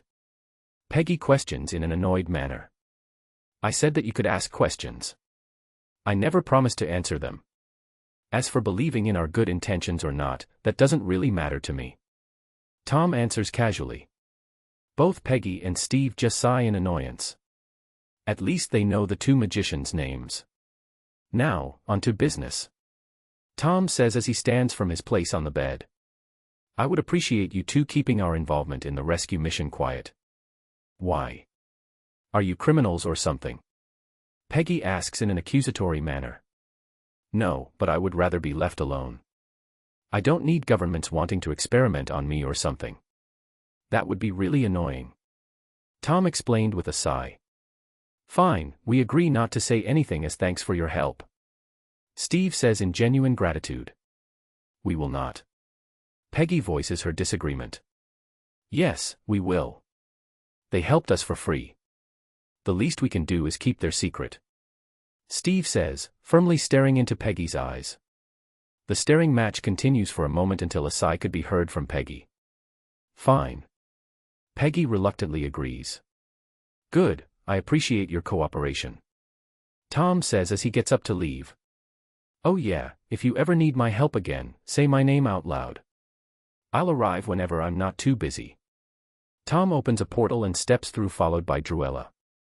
The portal closes, leaving behind Steve and Peggy in the tent. So, do you want to pick back up where we left off? Steve asks with a hopeful smile. No. I'm not in the mood anymore. Peggy says as she walks out of the tent, leaving a sexually frustrated Captain America behind. Steve just stood in the tent, not satisfied at all with how this evening turned out. When Red Skull landed his plane on a runway outside a Hydra base, he was stewing in anger and resentment. He lost the one item that powered his new weaponry. Without the tesseract, his plans for world domination will be slowed considerably. When he stepped out of the plane, a voice he never wanted to hear sounded behind him. It seems the great Red Skull has failed in his duties. The voice says in an English accent. Red Skull turns around and sees a white blonde-haired man dressed in a fine suit. Grindelwald. Red Skull says with distaste in his mouth. What do you want? I've made it very clear that you've been banned from any Hydra facilities. How could I be banned from my own facilities? Grindelwald answers with a smirk on his face. What? Red Skull grounds his teeth and tightens his fists. Well, our glorious Führer became very upset with your failure. Losing a base that produced advanced weapons for our grand mission so easily. Truly disappointing, Red. Grindelwald says with a smirk. And that imbecile put you in charge of Hydra. Red Skull gnashes his teeth and glares at the wizard before him. You catch on so quickly. A taunting smile surfaces on Gellert's face. Like that fool could make up his own ideas. Red Skull glares at Grindelwald. A little bird may have whispered in his ear that Hydra wasn't being led properly. Gellert smirks victoriously. Now, as your superior officer, I command you to kneel. Red Skull couldn't believe the nerve of this man. As if he would willingly give up his organization so easily. As their stare-down continues, Red Skull was the first to make his move. He dashed forward and drew a knife from his belt. The need to spill the blood of the men before him clouded his mind. Do you really think I would just hand over all that I've built to some nobody? He yells as he swings his knife back. No, I was hoping you wouldn't. Grindelwald mutters as he draws his wand and calls a spell. Crucio. Red lightning exits his wand and strikes Red Skull before he could get any closer. He falls mid-run and howls in pain on the cold ground. Grindelwald stares down at Red Skull and enjoys the sound of a man wailing in horrific pain. Red Skull had no idea what was happened. All of his information on this man said he was an ordinary human, yet that seemed to be false. Now, where is that blue cube I've been hearing so much about? Gellert questions as the red lightning disappears. Hee, I don't have it. Red Skull laughed in pain as he heaved on the ground. He never thought he would be happy that the tesseract was stolen from him. It seems he would have lost it upon his arrival anyway. What do you mean, you don't have it? Gellert questioned in displeasure. It was stolen. Red Skull says, enjoying the drop in Gellert's mood. Stolen. By who? Chapter 87, C87 Wandless. Christmas passed along with New Year's and it's now 1943. Tom turned 16 years old before the year ended. The winter break continued and news of Captain America along with his Howling Commandos began to surface. Every soldier rescued from the Hydra base now made up the Howling Commandos. An elite combat unit led by Captain America himself. Speaking of Captain America, he seemed to have finally received his vibranium shield from Stark. Tales of the Captain's mighty shield spread far and wide. Especially to Wakanda, who had to investigate how he got his hands on their treasured metal. Of course, the investigation showed that Steve didn't steal it from Wakanda, nor did Howard for that matter. Apparently, it was a small piece of the meteor that broke off and landed many miles away from Wakanda. It was found and later sold to Stark for cheap since the owner had no idea what it was. Wakanda would usually retrieve any vibranium from non-Wakandan hands. Even if the metal wasn't from Wakanda itself in the first place. Vibranium was their property no matter where it came from, but the tribal council decided to leave the metal where it is this time. Although Wakanda did not and will not involve themselves with World War II, they could see that the bad guys are currently winning. Leaving the shield with Captain America can be said as Wakanda's contribution to the war effort. They hoped with this the war will end swiftly.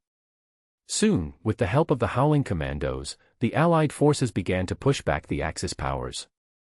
The invisible line of war began moving and not in Hitler's preferred direction. While the tides of war were turning, Tom separated from Druella and went back to his training and studies. Over what little time he had left of the winter break, Tom worked hard on three things. First, he continued studying his university books to decipher the knowledge in his mind. Second, he visited his secret lair and continued studying and fixing everything from Stark Industries. The adventure up the tree of technology has been a hard one so far. Third, he went back to working on Project Gilgamesh, which seemed more impossible by the minute. This project will be the death of me. Tom mutters as he wallowed in failure. After pondering over what he should do about his continued failure, Tom decided to try and solve his problem in a different manner. What if I'm still tethered to the weapon? It shouldn't disappear as long as it stays in contact with me. Tom thought as the image of a string attached to his eldritch weapon surfaces in his mind. Tom immediately tried testing it out and conjured eldritch energy as usual. He then formed the energy into the broadsword that he's most comfortable with. With determination in his eyes, Tom flips the sword and stabs it into the ground. Taking a deep breath and concentrating as hard as he can, Tom begins forming a thin string of eldritch energy at the base of the sword's handle. The string appears and Tom holds it with 2 fingers, completely removing his grip from the sword. Hee, it works. Tom exclaimed as he stared at his handiwork. After proving his hypothesis correct, Tom decided to test the limits of his idea. He began drawing more eldritch energy and extending the string, as he steps back from the sword. With each step, the string becomes longer and Tom grows further and further from the eldritch sword. After taking 5 steps back, the control needed to keep the sword and string's form became too high. On the 6th step, the sword started to distort and the string crumbled away. The sword and string disappear as if they were never there, but this didn't deter Tom's excitement. This is the first step to the completion of Project Gilgamesh. I just need to practice my control and figure out how to launch the weapon. Tom thought with a smile plastered on his face. When the winter break ended, Tom was able to stand 10 meters away from his weapons without any problem. The only thing he hasn't progressed on is launching them. Neither the Hallows nor the Space Stone was finished with their analysis yet. Hopefully, at least one of them would be finished soon. When Tom returned to Hogwarts, everything continued as usual. Classes continued with Tom reigning above everyone. The many clubs run by Druella and Tom's followers began to flourish. Tom's followers continued their morning training and study, and fulfilled their mission of integrating with the other houses. Hogwarts was changing slowly but surely, and the divide between houses was starting to vanish away. Steve hasn't called for Tom yet, which is fine. The man has superpowers and the Howling Commandos at his back. He shouldn't need Tom unless things get truly difficult. While at Hogwarts, Tom decided to start practicing wandless magic. He's mastered every wizarding spell available to him. Every spell from Hogwarts and his personal library has been mastered to a high degree. When he started his wandless training, Tom began with the simplest of spells. Lumos. Tom calls over and over while sitting on his bed. After half an hour of failure, Tom tried adding more power to the spell. Lumos. He calls again and pushed as much magic into the spell as he could. A bright light flashes above his hand, powered by a big chunk of his magic. The light blinds his eyes for a moment, causing Tom to see spots for the rest of the night. At least it's working. Now I just need to keep practicing and master the control without a wand as a crutch. Tom thought as he continued practicing until he had no magic remaining in his reserves. Chapter 88, See 88. Mommy. The school year came and went quickly, and the summer arrived yet again. School was about as easy as ever for Tom, and that includes the OWLs. While every fifth-year student was going crazy over the test, Tom just sat back and relaxed. He's been the top student for a while and studies advanced magic in his free time, so he was never worried about the OWLs. When it came the time to take the test, Tom breezed through it with relative ease. The fifth-year Slytherins breezed through their tests as well, especially Druella, who has been studying under Tom since they arrived at Hogwarts. When the year came to an end, Tom could see some real unity forming between the houses of Hogwarts. Not everyone is friendly, as radicals exist in every group, but everything is moving in the right direction. When Tom exited the train after a long ride back, he said his goodbye to everyone and went on his way. Before heading to Camartage as usual, Tom went to Tintagel to check on his rarest items. In the vault of the castle, Tom found all 3 items where he left them. Except one of these items was not like the others. The analysis runes above the resurrection stone froze in place, unlike the runes above the space stone and the cloak. A delighted smile graced Tom's face. The analysis of the stone had been going long before he found the other items. Grabbing a piece of paper, Tom touched it to the golden eldritch runes. The runes soak into the paper and words began to appear. Once the process was finished, Tom started reading over the paper in curiosity.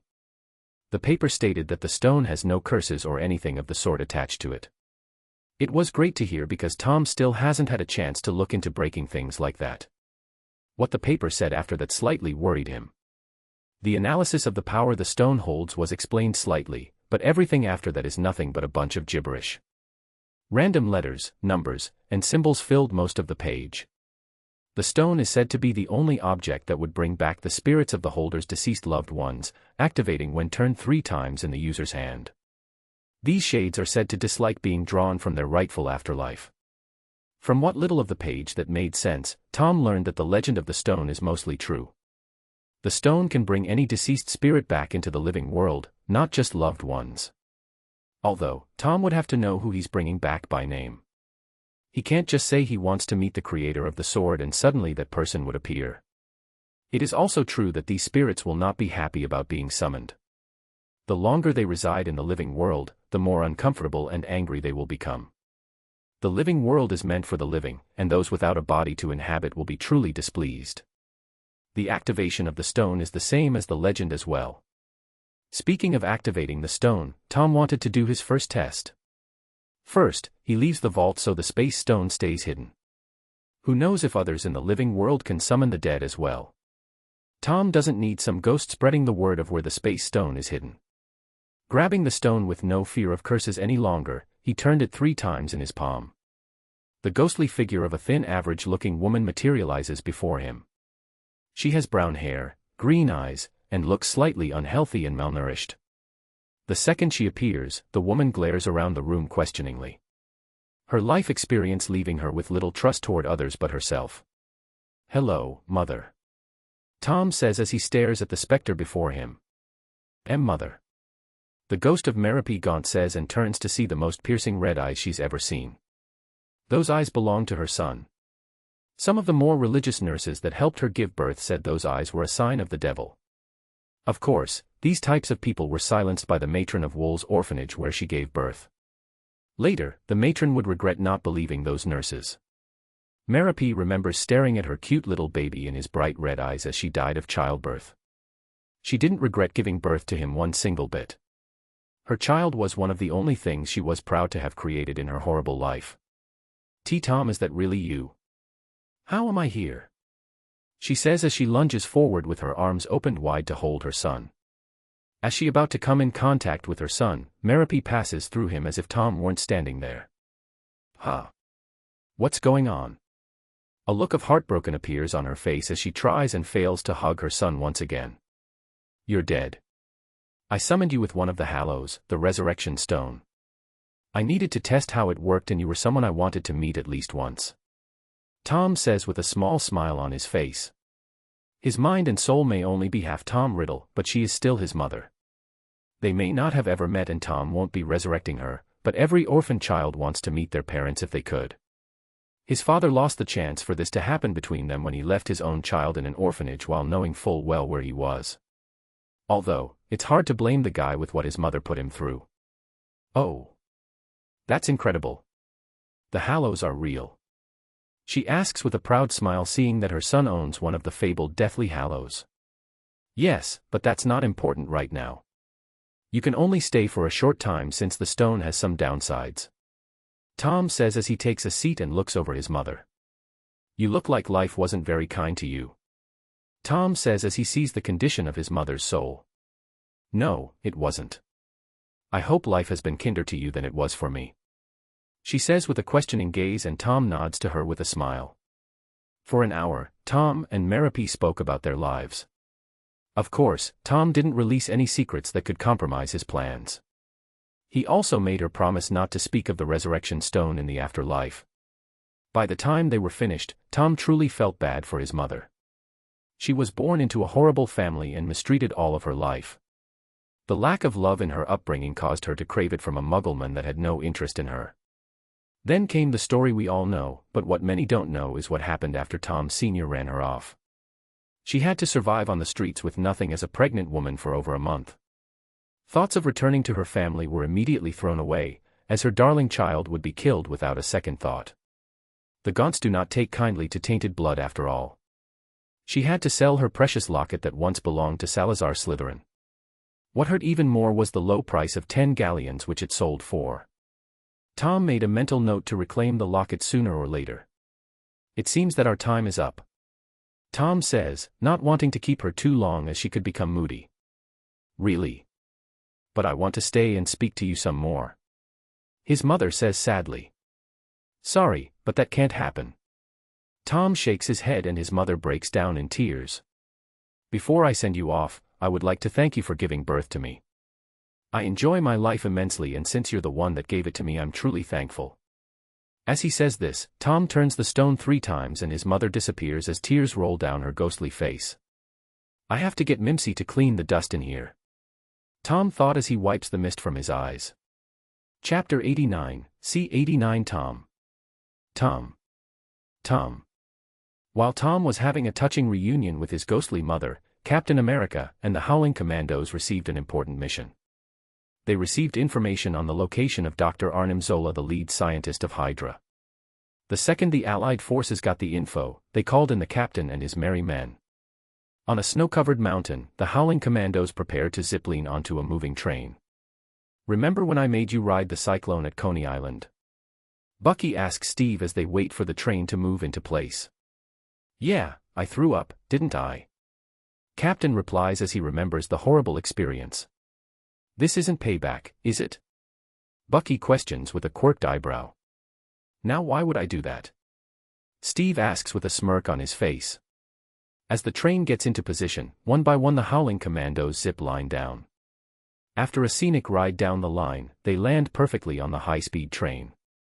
Entering the train, the commandos start sweeping every boxcar. As they search, the enemy has already noticed their arrival. Cameras in each car have picked up on the intruders. Stop them. Kill them all. Zola rants as he watches the cameras.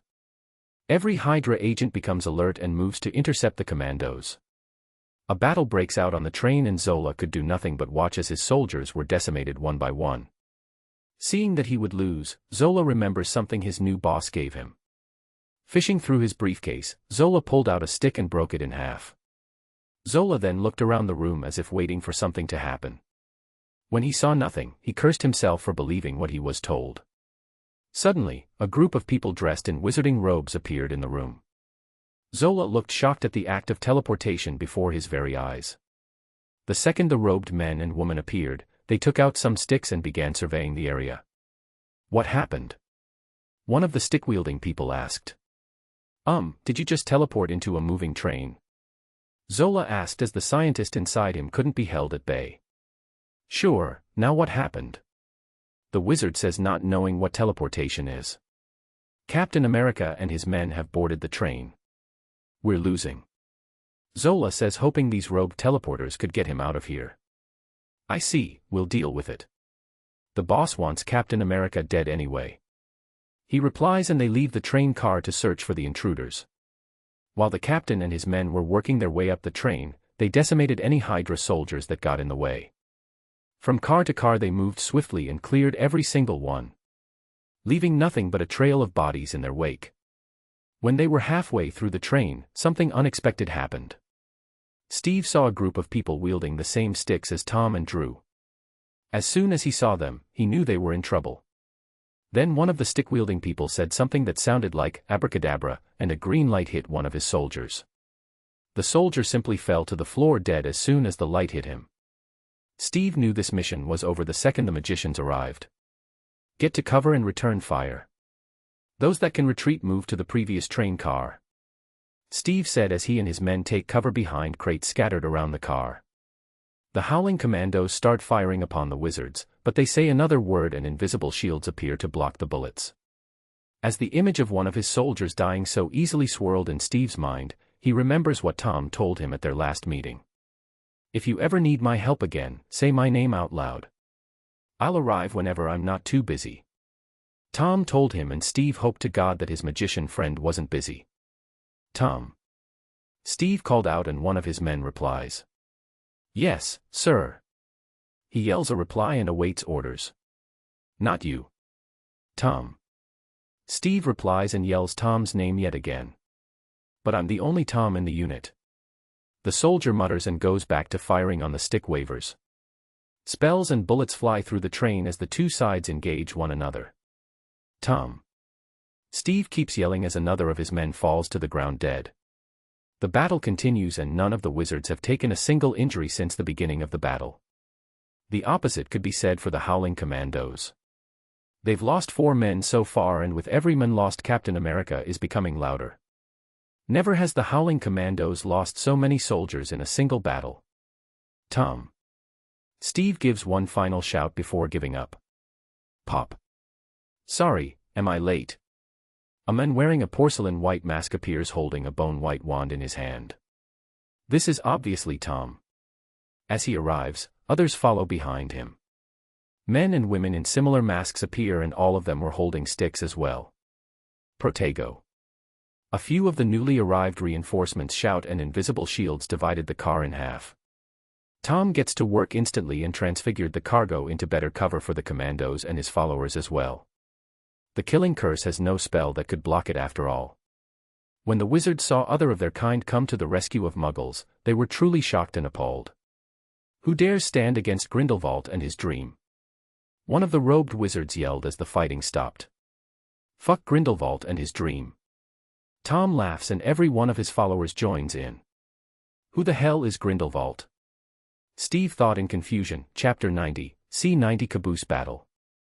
When Tom was about to further test the resurrection stone, one of the elves that kept watch on Captain America appeared before him. Master. Trouble. Big trouble. The elf exclaimed. What kind of trouble? Tom asks, and the elf begins explaining how the Howling Commandos are currently pinned down by some wizards. When Tom heard this, he immediately thought that they had to be Grindelwald's followers. After a quick debrief of the situation, Tom was going to go on his own to deal with it but decided against it. His followers could use some experience in the field, and this is a perfect time to throw them in the deep end. He wasn't worried much for their safety. As long as Grindelwald himself doesn't show up, Tom could wipe the floor with most wizards fairly easily. Before heading to the train, Tom contacted his more battle-inclined followers.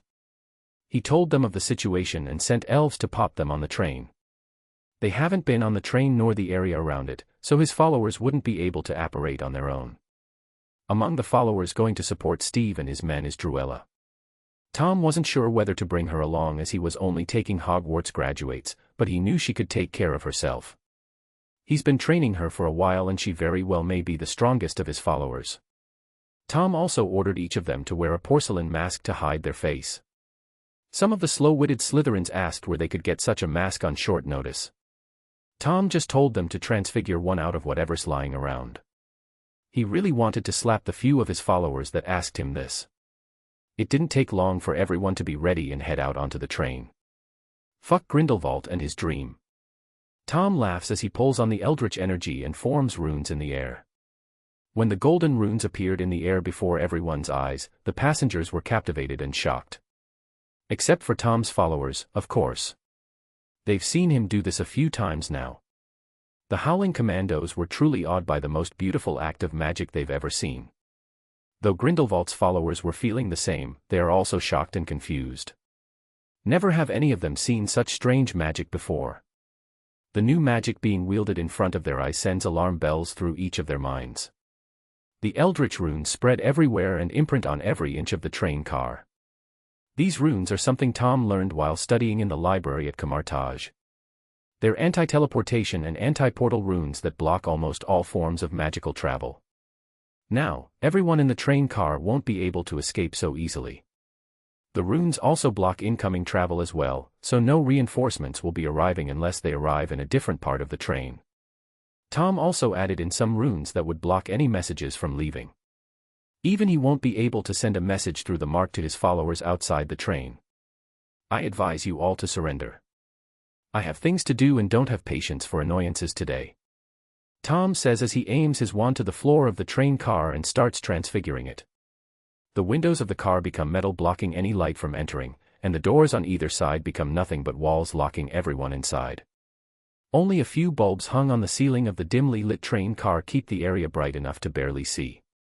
We don't surrender to muggle-loving fools that would turn on their own people. One of the wizards yelled and the hail of battle began again. Spells flew all over the train as the two sides went at it. The Howling Commandos didn't fully understand what was happening, but they knew what reinforcements looked like when they saw them. Soon the Commandos joined the fight yet again and assisted their magical friends. While his followers and the Howling Commandos were fighting the wizards, Tom looked over at Steve and casually leaned on his piece of cover. So, how was your first run-in with some of my kind? Tom asks as a killing curse thrown by one of his followers strikes one of the opposing wizards, killing him instantly. You failed to mention there were more of you in our last meeting. Steve says as he pulls a pistol and fires randomly towards the enemy. Nor did you mention their involvement in the war. Well, my people like to live hidden lives, so I thought it best to keep that piece of information to myself. Tom says as he wonders something. As for their involvement in the war, you've been mainly taking down Hydra bases.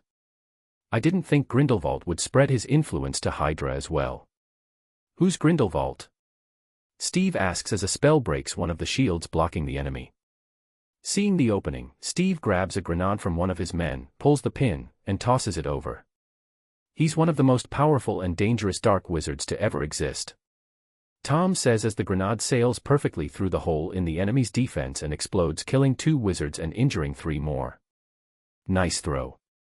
Tom comments as the wizards begin to panic and fix their defenses. We should retreat. At the rate the battle is going, we'll be dead in minutes. One of the enemy wizards called out in fear. Yeah, grab the bodies of our fallen comrades and apparate back to base. Another answered his anger at the sight of his fallen friends. Soon the wizards began focusing on defense as they gathered their men. When they tried to teleport away, nothing happened and they remained on the train exactly where they stood. Did I give you permission to leave? Tom yells from the other side of the train, causing the enemy breaks out in a cold sweat. I'm growing tired of this, so I'll give you one more chance to surrender.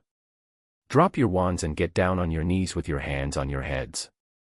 You have 3 seconds to compile or you all die. With Tom's announcement made, he began to count down from 3. 3, 2,